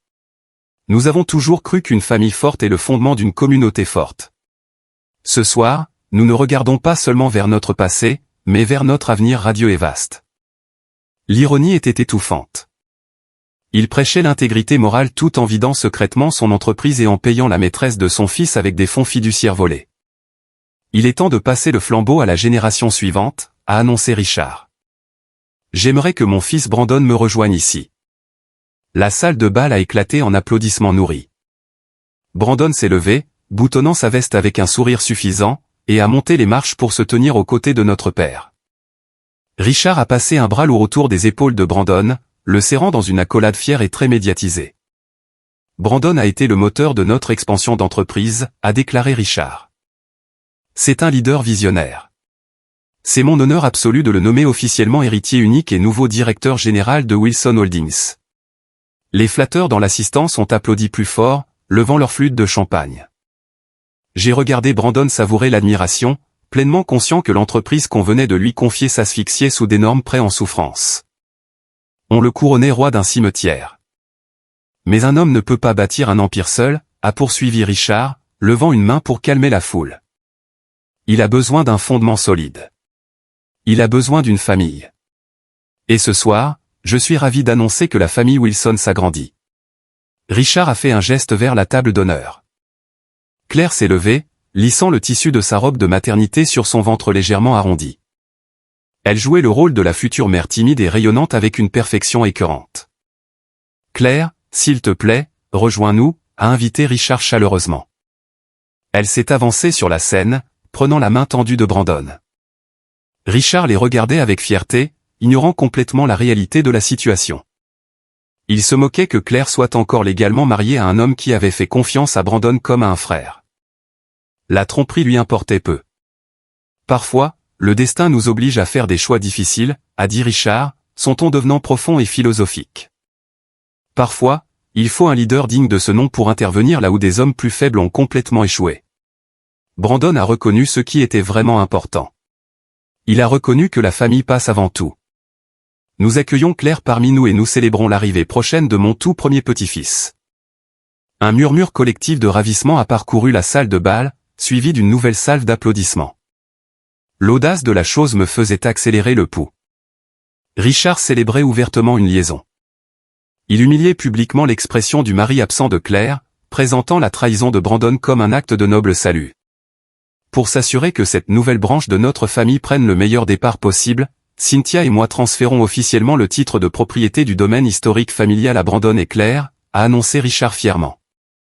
Un foyer pour la génération suivante de notre patrimoine. Claire a couvert sa bouche, feignant des larmes avec brio alors que Brandon l'embrassait. La foule était conquise.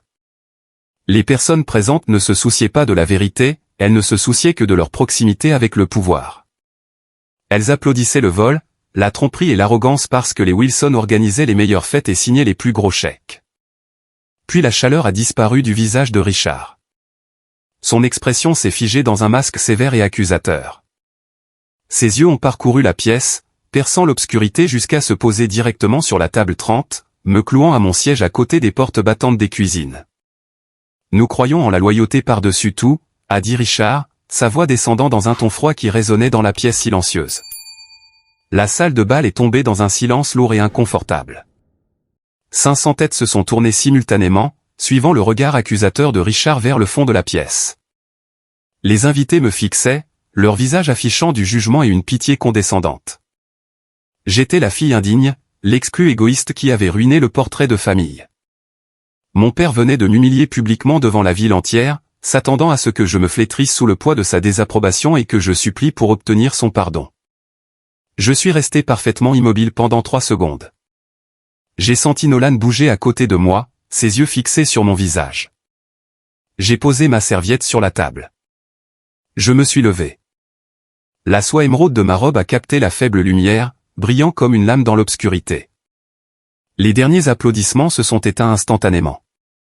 La pièce est tombée dans un silence complet et absolu. Personne ne bougeait. Personne ne respirait. Même Richard s'est arrêté, son expression satisfaite vacillant lorsqu'il a réalisé que je ne reculais pas. J'ai quitté la table 30. J'ai gardé le menton haut, les épaules en arrière et les yeux fixés sur mon père. J'ai commencé à marcher lentement vers la scène lumineuse, le bruit sec de mes talons résonnant comme des coups de feu sur le sol de marbre poli. Le bruit rythmé de mes talons résonnait comme un métronome comptant les secondes avant leur destruction. 500 paires d'yeux suivaient mes mouvements tandis que je traversais la salle de bal du Platinum Country Club. La soie émeraude de ma robe flottait derrière moi. Des chuchotements s'élevèrent des tables d'honneur, un bourdonnement de panique de la part des invités, mais j'ignorais tout. Mon attention restait fixée sur l'estrade devant moi. Richard se tenait figé au pupitre. Sa main était suspendue en l'air, sa bouche entr'ouverte de stupeur. Il s'était attendu à ce que je reste prostré dans l'ombre à côté des portes des cuisines, pleurant dans ma serviette. Au lieu de cela, je marchais directement vers son projecteur. Cynthia s'est levée de sa chaise, son visage se vidant de sa couleur alors qu'elle tendait la main pour attraper le bras de Brandon. Brandon me fixait simplement, ses épaules vêtues de velours soudainement rigide. J'ai atteint le bas des marches menant à la scène. Je n'ai pas hésité. Je les ai montées avec une grâce lente et délibérée, sans jamais quitter mon père des yeux. Lorsque je suis entré dans la lumière aveuglante du projecteur, la chaleur m'a paru stimulante plutôt qu'intimidante. Richard a reculé d'un pas instinctivement, sa façade soignée se fissurant pour révéler l'homme paniqué en dessous. « Qu'est-ce que tu t'imagines faire » a sifflé Richard, sa voix descendant dans un murmure dur destiné à moi seul.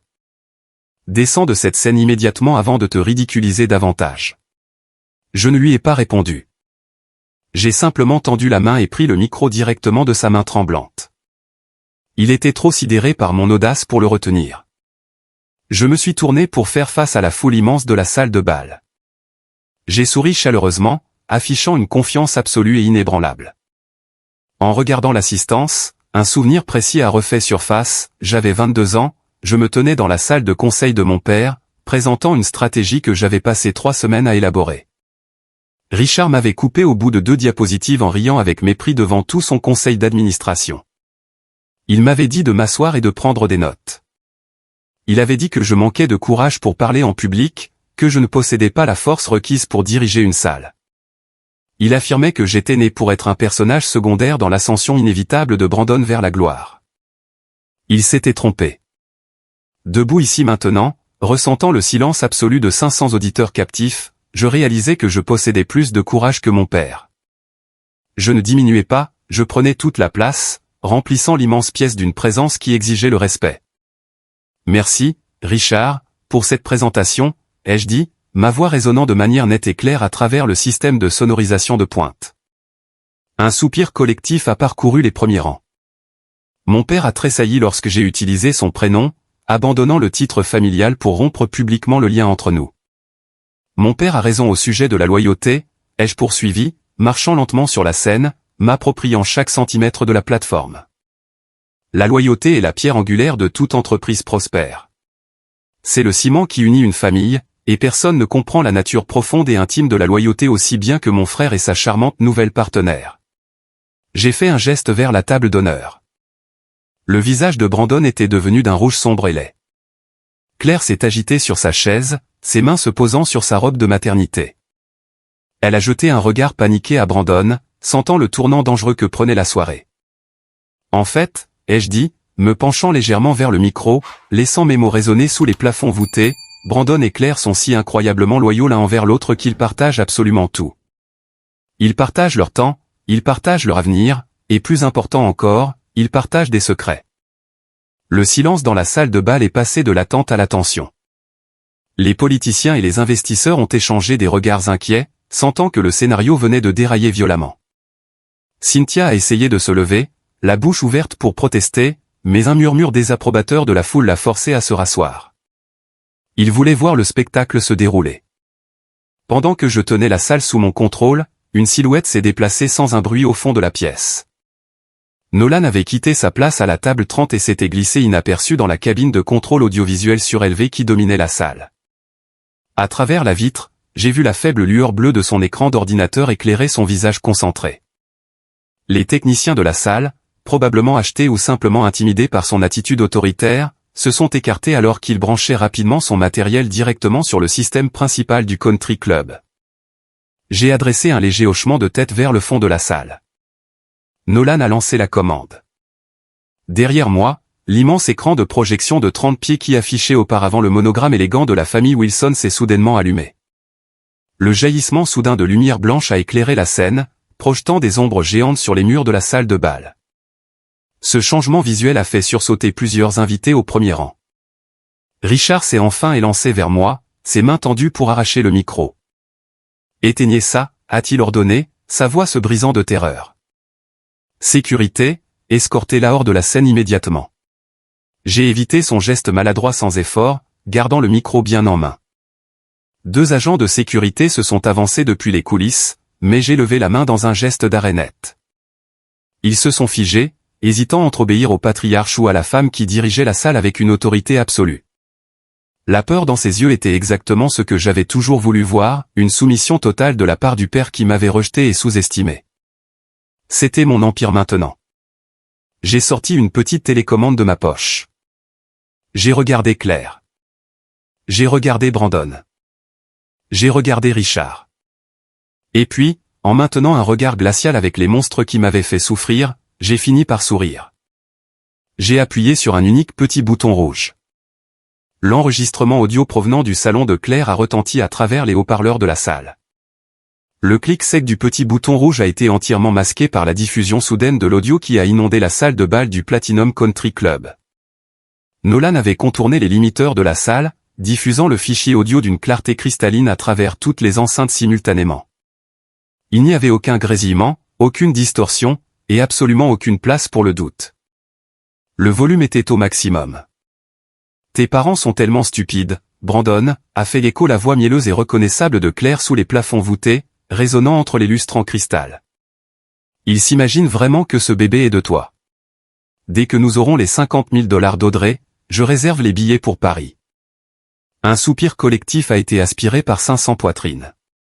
Le son a été d'une force physique, une vague de choc qui a balayé l'assemblée de politiciens, de riches investisseurs et de femmes du monde. Je me tenais immobile sur la scène, le micro baissé, observant la destruction absolue de l'illusion que ma famille avait mis des décennies à construire. On se moque de savoir à qui est ce gosse, a répliqué la voix arrogante et rieuse de Brandon à Claire, résonnant avec une netteté glaçante. Le tumulte qui a suivi a été instantané et catastrophique. Le silence de la salle de bal a volé en éclats. Brandon est resté paralysé sur l'estrade à mes côtés. Son sourire suffisant s'est évanoui, remplacé par une expression d'horreur pure. Sa main s'est relâchée et la flûte de champagne en cristal a glissé de ses doigts, s'écrasant sur le sol de marbre poli. Le bruit sec du verre brisé a été le signal de départ du chaos. À la table d'honneur, Claire a poussé un cri perçant et hystérique. Elle a reculé brusquement, sa chaise grinçant sur le sol. La panique a envahi ses traits alors que les regards accusateurs de l'élite de la ville se fixaient sur elle. Elle a voulu s'enfuir pour échapper aux projecteurs et à la foule qui chuchotait, mais ses mouvements l'ont trahi. L'ourlet de sa robe de maternité s'est pris dans ses talons. Elle a basculé en avant, trébuchant sur le tissu lourd, et s'est effondrée sur le tapis dans une chute ridicule. Cynthia n'a même pas tendu la main pour aider sa belle-fille enceinte. Ma mère est restée figée, ses mains manucurées serrant son collier de perles si fort que ses articulations étaient blanches. La façade impeccable qu'elle avait passé 40 ans à construire s'est évaporée en moins de 20 secondes. La famille parfaite qu'elle avait continuellement mise en avant pour masquer ses propres insécurités, utilisant les réussites creuses de Brandon comme bouclier contre le jugement social, était désormais révélée comme un nid de fraudeurs. Les retombées parmi les invités ont été immédiates et impitoyables. C'étaient des gens qui vivaient de leur réputation, de leur proximité avec le pouvoir et de leur supériorité morale. J'ai vu les politiciens locaux, ceux-là même qui applaudissaient Brandon quelques minutes plus tôt, s'écarter. Ils ont tourné le dos à la table d'honneur, créant un espace de vide autour de ma famille. Le sénateur de l'État, qui avait serré la main de Brandon peu avant, a fait signe à sa sécurité, se dirigeant discrètement vers les portes de sortie pour éviter d'être pris en photo près du scandale. Les investisseurs murmuraient des instructions à leurs assistants pour éloigner leur portefeuille de Wilson Holdings. Les soutiens de la veille s'étaient transformés en exécuteurs sociaux. Ils abandonnaient le navire sans la moindre hésitation, chuchotant sur cette humiliation profonde. Sabrina restait figée au bout de la table d'honneur, le visage livide. Elle réalisait en temps réel que les secrets de son propre mari pourraient être les prochains à s'afficher sur l'écran géant. La terreur dans ses yeux confirmait la mise en garde de Jamal. Sur la scène, Richard subissait une transformation physique inquiétante. Le patriarche autoritaire qui venait de me condamner devant toute la salle avait disparu. Son visage passait d'une pâleur de choc à une nuance violette. Il a trébuché en arrière, sa main se dirigeant vers sa poitrine alors que sa respiration devenait saccadée et superficielle. Il semblait étouffé. Pendant une seconde, je me suis demandé si son cœur allait lâcher sous le poids de cette humiliation publique. Mais sa rage a rapidement pris le dessus sur sa faiblesse physique. Il réalisait que son grand couronnement, son chef-d'œuvre de mise en scène sociale, avait été détourné et retourné contre lui. Il s'est tourné vers le fond de la salle, ses yeux cherchant la cabine audiovisuelle. Il a repéré Nolan derrière la vitre, ses mains posées sur la console de contrôle. « Coupez le son », a hurlé Richard, sa voix perdant son ton de baryton pour devenir un cri aigu. « Éteignez ça tout de suite. »« Sécurité, montez là-haut et coupez le son. » Mais Nolan avait verrouillé le système. L'enregistrement a continué de tourner, diffusant les aveux de Claire et Brandon en boucle, gravant l'humiliation dans l'esprit de chaque invité présent. Les haut-parleurs diffusaient leur trahison avec une force impitoyable. Richard a réalisé qu'il ne pouvait pas arrêter l'audio. Il a tourné la tête, son regard se fixant sur moi. Les veines de son cou et de son front saillaient sous la lumière des projecteurs. Il a franchi la distance qui nous séparait en 3 grandes enjambées agressives, abandonnant toute apparence de civilité. Il a pointé un doigt tremblant de rage vers mon visage, la poitrine haletante. « Je vais te poursuivre en justice et te prendre tout ce que tu as », a hurlé Richard, des postillons s'échappant de ses lèvres alors que le micro captait sa fureur brute. « J'utiliserai chaque centime de mon entreprise pour t'écraser. » J'ai écouté sa menace résonner sous les lustres en cristal. Richard se tenait là, la poitrine haletante, le visage violet de colère, promettant d'utiliser la fortune de son entreprise pour m'écraser. Un son est monté du fond de ma poitrine. Cela a commencé par un rire étouffé, puis s'est transformé en un rire franc et sonore qui a traversé la salle de bal silencieuse. C'était un son froid et sincère qui a rompu la tension lourde qui régnait dans la salle. L'absurdité de sa menace était la conclusion parfaite d'une farce de 40 ans. « Avec quel argent, Richard ?» ai-je demandé, ma voix coupant le silence de la salle comme un scalpel chirurgical. Il a scié, l'élan de sa rage faiblissant pendant une fraction de seconde. L'assistance s'est penchée en avant, captivée. C'étaient des prédateurs attirés par l'odeur du sang, et ils sentaient le changement de rapport de force. Je n'ai pas attendu que son cerveau paniqué traite la question. J'ai levé la main et j'ai claqué des doigts. Là-haut dans la cabine, Nolan n'a pas perdu un instant, il a lancé la commande suivante.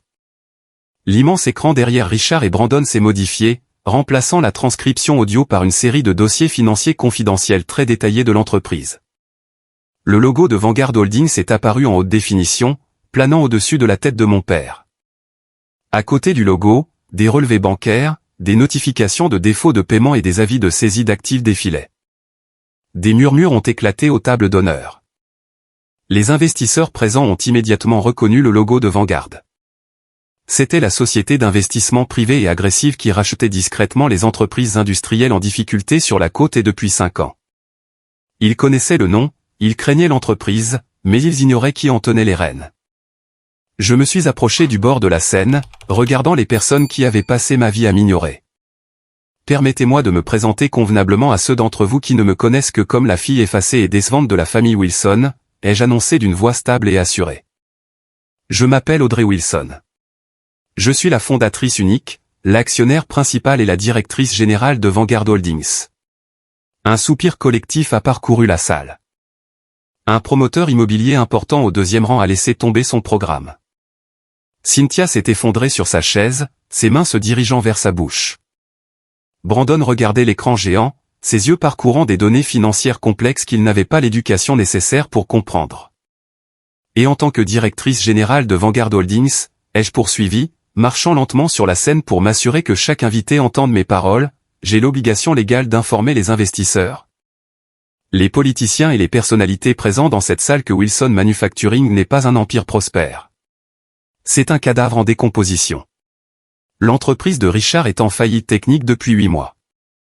Richard a reculé, s'agrippant au pupitre en bois pour garder l'équilibre. Tu mens, a-t-il bafouillé, bien que la terreur dans ses yeux confirme la vérité. C'est une invention. Nos prévisions trimestrielles sont solides.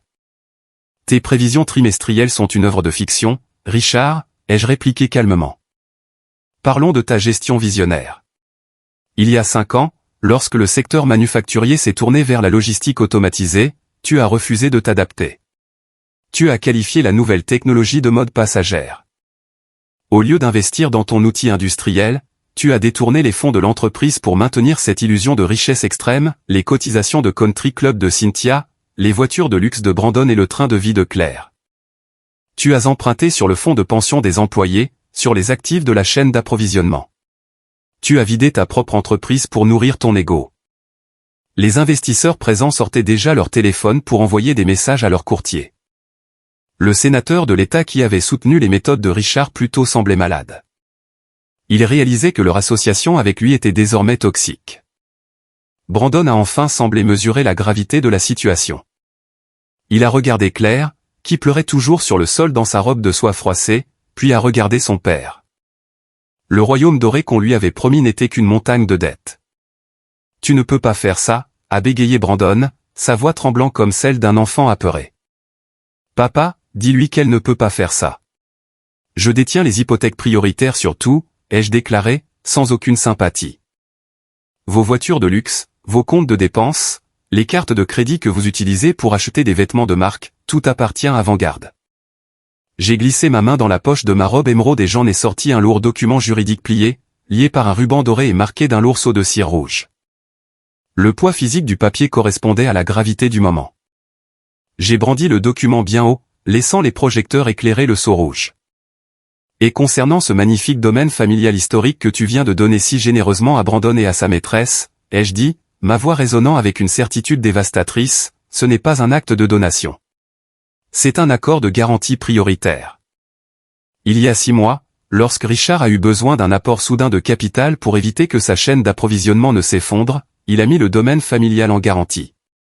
Il a signé l'acte de la demeure historique, des terrains, des écuries et de chaque meuble à l'intérieur en faveur de Vanguard Holdings.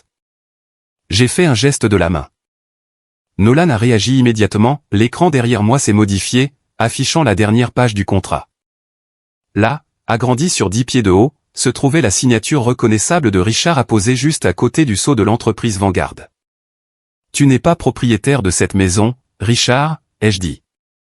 Tu n'as pas l'autorité légale de l'offrir à Brandon, à Claire ou à leur futur enfant. Tu es un locataire dans ma propriété.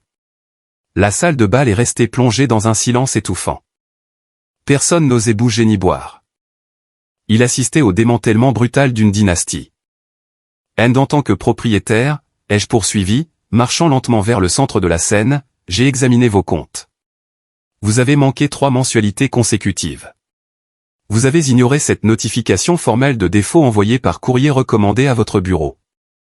Par conséquent, j'exécute officiellement mon droit de récupérer l'intégralité du bien. Je me suis tourné vers Cynthia, qui agrippait le bord de sa table si fort que ses veines saillaient. Vanguard Holdings saisit le domaine familial Wilson, ai-je déclaré, laissant les mots l'atteindre comme des coups physiques. À partir de ce soir à minuit pile, la propriété change officiellement de main. Mon équipe de sécurité privée attend déjà aux portes d'entrée. Si toi ou l'un de tes invités tentez d'entrer sur les lieux après minuit, vous serez arrêté pour violation de domicile. Cynthia a laissé échapper un cri strident et viscéral qui a traversé la pièce. Ce n'était pas le soupir mesuré d'une femme du monde, c'était le cri brut d'une femme qui voyait toute son identité s'évaporer. La matriarche hautaine avait disparu. Elle s'est levée de sa chaise, ses genoux fléchissant en atteignant le bas des marches de la scène.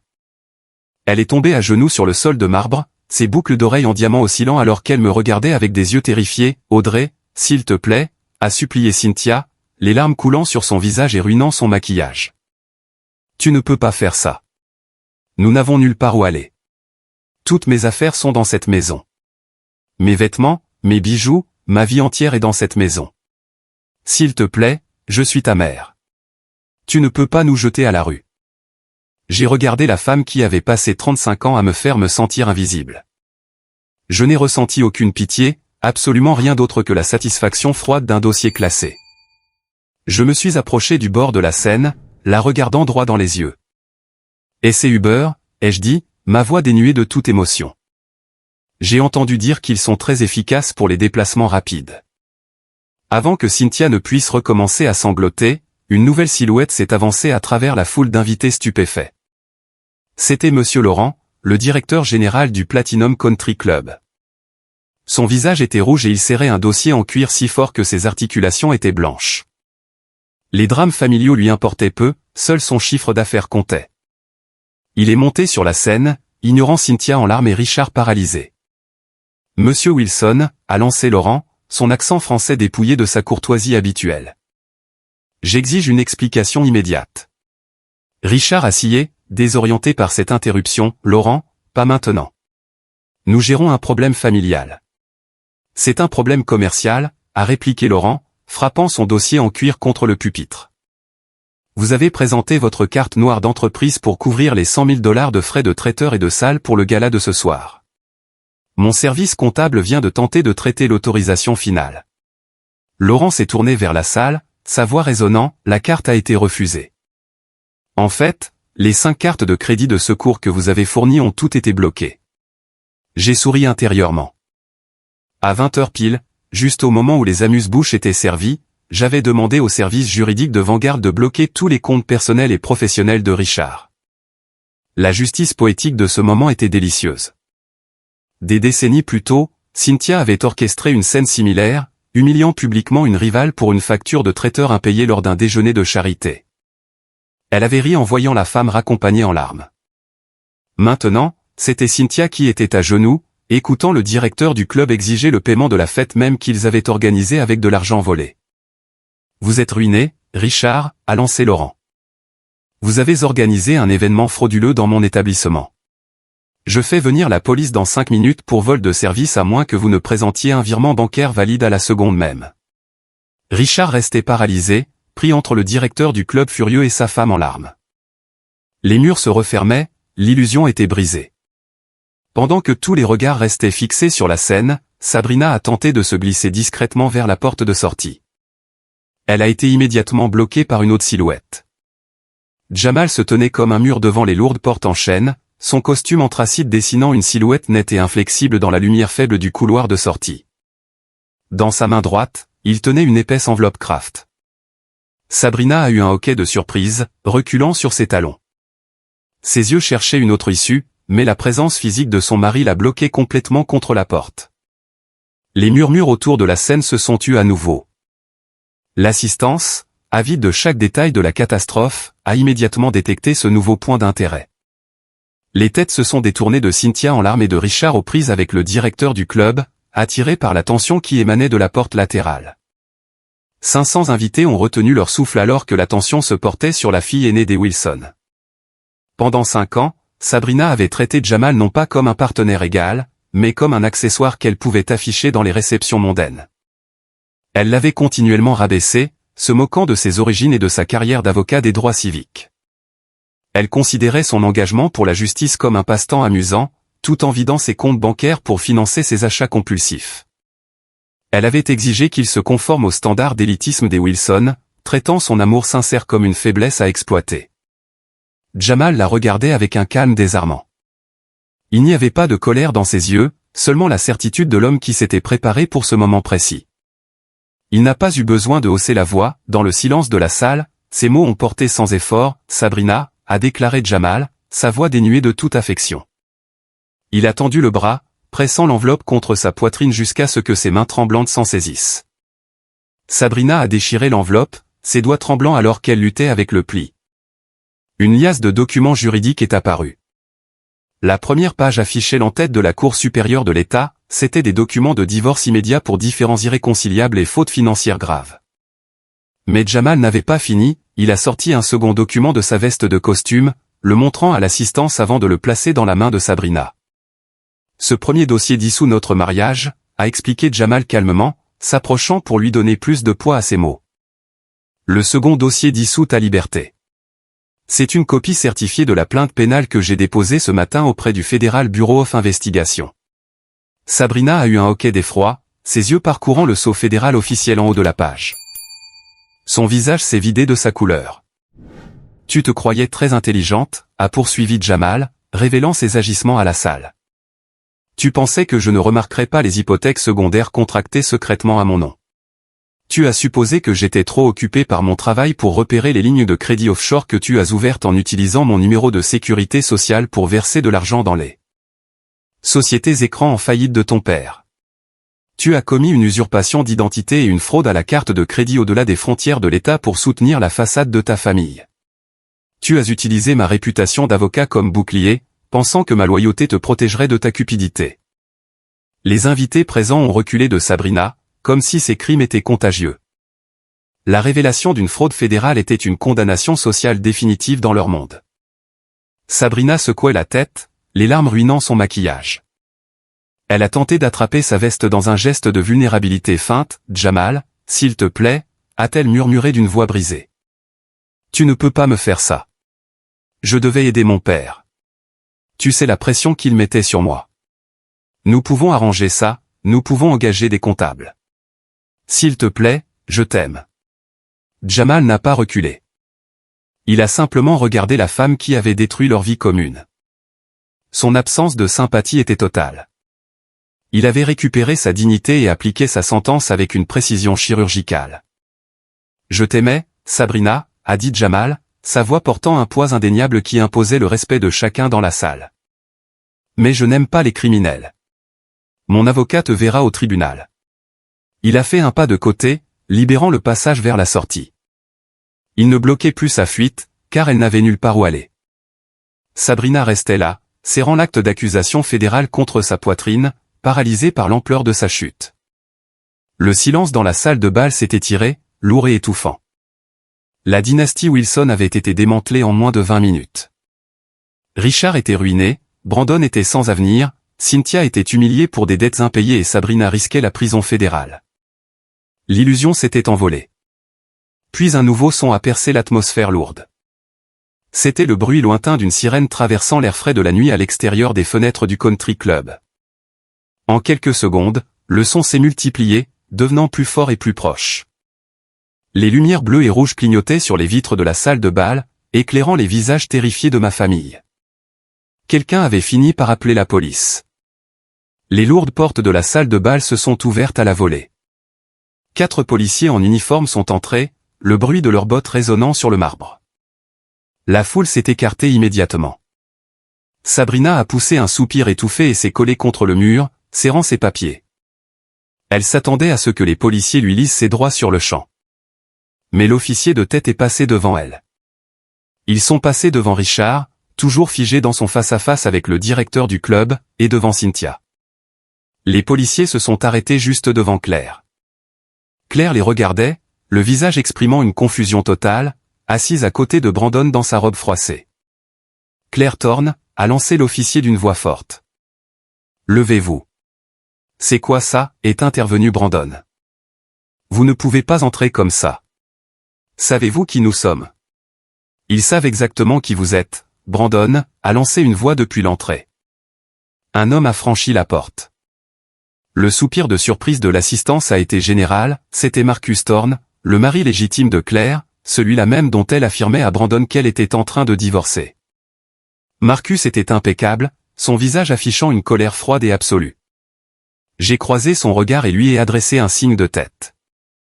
Il a répondu de même, confirmant l'alliance que nous avions nouée 3 jours plus tôt. « Marcus » a crié Claire, se relevant en hâte. « Marcus, attends. Ce n'est pas ce que tu crois. Ils mentent. » Audrey ment sur toute la ligne. « Épargne tes forces, Claire » a dit Marcus d'une voix calme qui a coupé court à ses explications. Il n'a pas eu besoin de crier pour que tout le monde l'écoute. J'ai vu les vidéos, les images de sécurité d'une netteté parfaite envoyées directement sur mon serveur sécurisé. Brandon a reculé, ses yeux passant de Marcus à moi. Il réalisait enfin l'ampleur de la surveillance que Vanguard Holdings avait exercée sur lui. « Je vous ai vu, toi et Brandon, dans la suite » a poursuivi Marcus, s'approchant lentement de sa femme comme un prédateur. J'ai écouté les enregistrements audio. Je t'ai entendu expliquer comment tu prévoyais de vider mes comptes offshore avant de me faire signifier les papiers du divorce. Je t'ai entendu rire à l'idée d'utiliser mon argent pour financer les projets d'affaires de Brandon parce que son propre père était trop radin pour lui donner du cash. Claire a plaqué ses mains sur sa bouche, son visage pâle. Toute sa vie, Claire avait fonctionné de manière parasite, elle ciblait des hommes riches, accédait à leurs comptes et vidait leurs ressources avant de passer au suivant. Elle avait toujours joué les victimes à la perfection. Ce soir, sa stratégie s'est retournée contre elle de manière brutale. Marcus a claqué des doigts, reproduisant mon geste. L'un des inspecteurs en civil s'est avancé et a remis à Claire une liasse de documents juridiques. Ce sont des ordonnances de tribunal d'urgence, a annoncé Marcus, signées par un juge à 16h cet après-midi. Elle m'accorde la possession immédiate et exclusive du domaine Thorn. Tu as l'interdiction légale d'y pénétrer. De plus, le juge a ordonné le blocage d'urgence de tous tes comptes personnels et joints pour fraude conjugale avérée. Tu ne peux pas me faire ça. A pleuré Claire, laissant tomber les papiers qui se sont éparpillés sur le sol. Je n'ai plus rien, plus de carte de crédit, plus de voiture, plus de vêtements. Tu as la robe que tu portes sur le dos, a répondu Marcus froidement. Et un billet aller simple pour sortir de ma vie. Messieurs, escortez-la dehors. Les 2 policiers se sont avancés, la prenant par les bras. Claire s'est débattue et a hurlé, ses cris résonnant sous les lustres alors qu'on la traînait vers la sortie. Les invités qu'elle avait tant cherché à impressionner la regardaient partir dans un jugement silencieux, sa réputation et sa sécurité financière anéanties. On l'a jetée à la rue dans sa robe de soirée ruinée. Je l'ai regardée disparaître, ressentant la satisfaction d'un compte réglé. Là-haut dans la cabine de contrôle, Nolan avait terminé son travail. Il est descendu par l'escalier de velours et est venu se placer à ma droite sur la scène, tenant une tablette affichant les transferts d'actifs de Vanguard. Richard se tenait près du pupitre, sa respiration saccadée. Il regardait l'espace vide où Claire venait d'être traînée, Brandon hébété devant l'effondrement de son avenir et le mensonge de sa maîtresse, Sabrina retenue par Jamal avec ses papiers de justice, et Cynthia en larmes sur le sol. Son héritage s'était envolé, sa famille était brisée, sa richesse n'était qu'un mensonge, et moi, la fille qu'il avait traitée comme un moins que rien pendant 30 ans, je possédais chaque morceau de sa vie. Quelque chose a fini par lâcher dans son esprit. La pression de cet échec total a déclenché une colère aveugle. Son visage est devenu d'un rouge écarlate. Il a poussé un cri de rage, abandonnant toute dignité, et a chargé la scène. Il ne me visait pas moi, il visait Nolan, l'homme qui détenait les preuves de sa ruine. Richard a monté les marches en courant, le poing serré, jetant tout son poids dans un coup de poing violent vers la mâchoire de Nolan. Nolan n'a pas scié. Avec l'aisance d'un homme qui avait prévu le coup depuis longtemps, il a simplement pivoté et s'est décalé.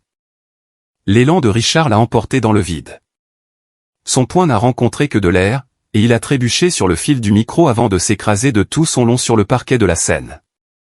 Il est resté là, gémissant de douleur, étalé sur le ventre devant les invités les plus influents de la ville. Les portes de la salle de bal se sont ouvertes de nouveau avec fracas. 4 policiers en uniforme sont entrés, leurs bottes résonnant sur le marbre. La foule s'est écartée, laissant un large passage.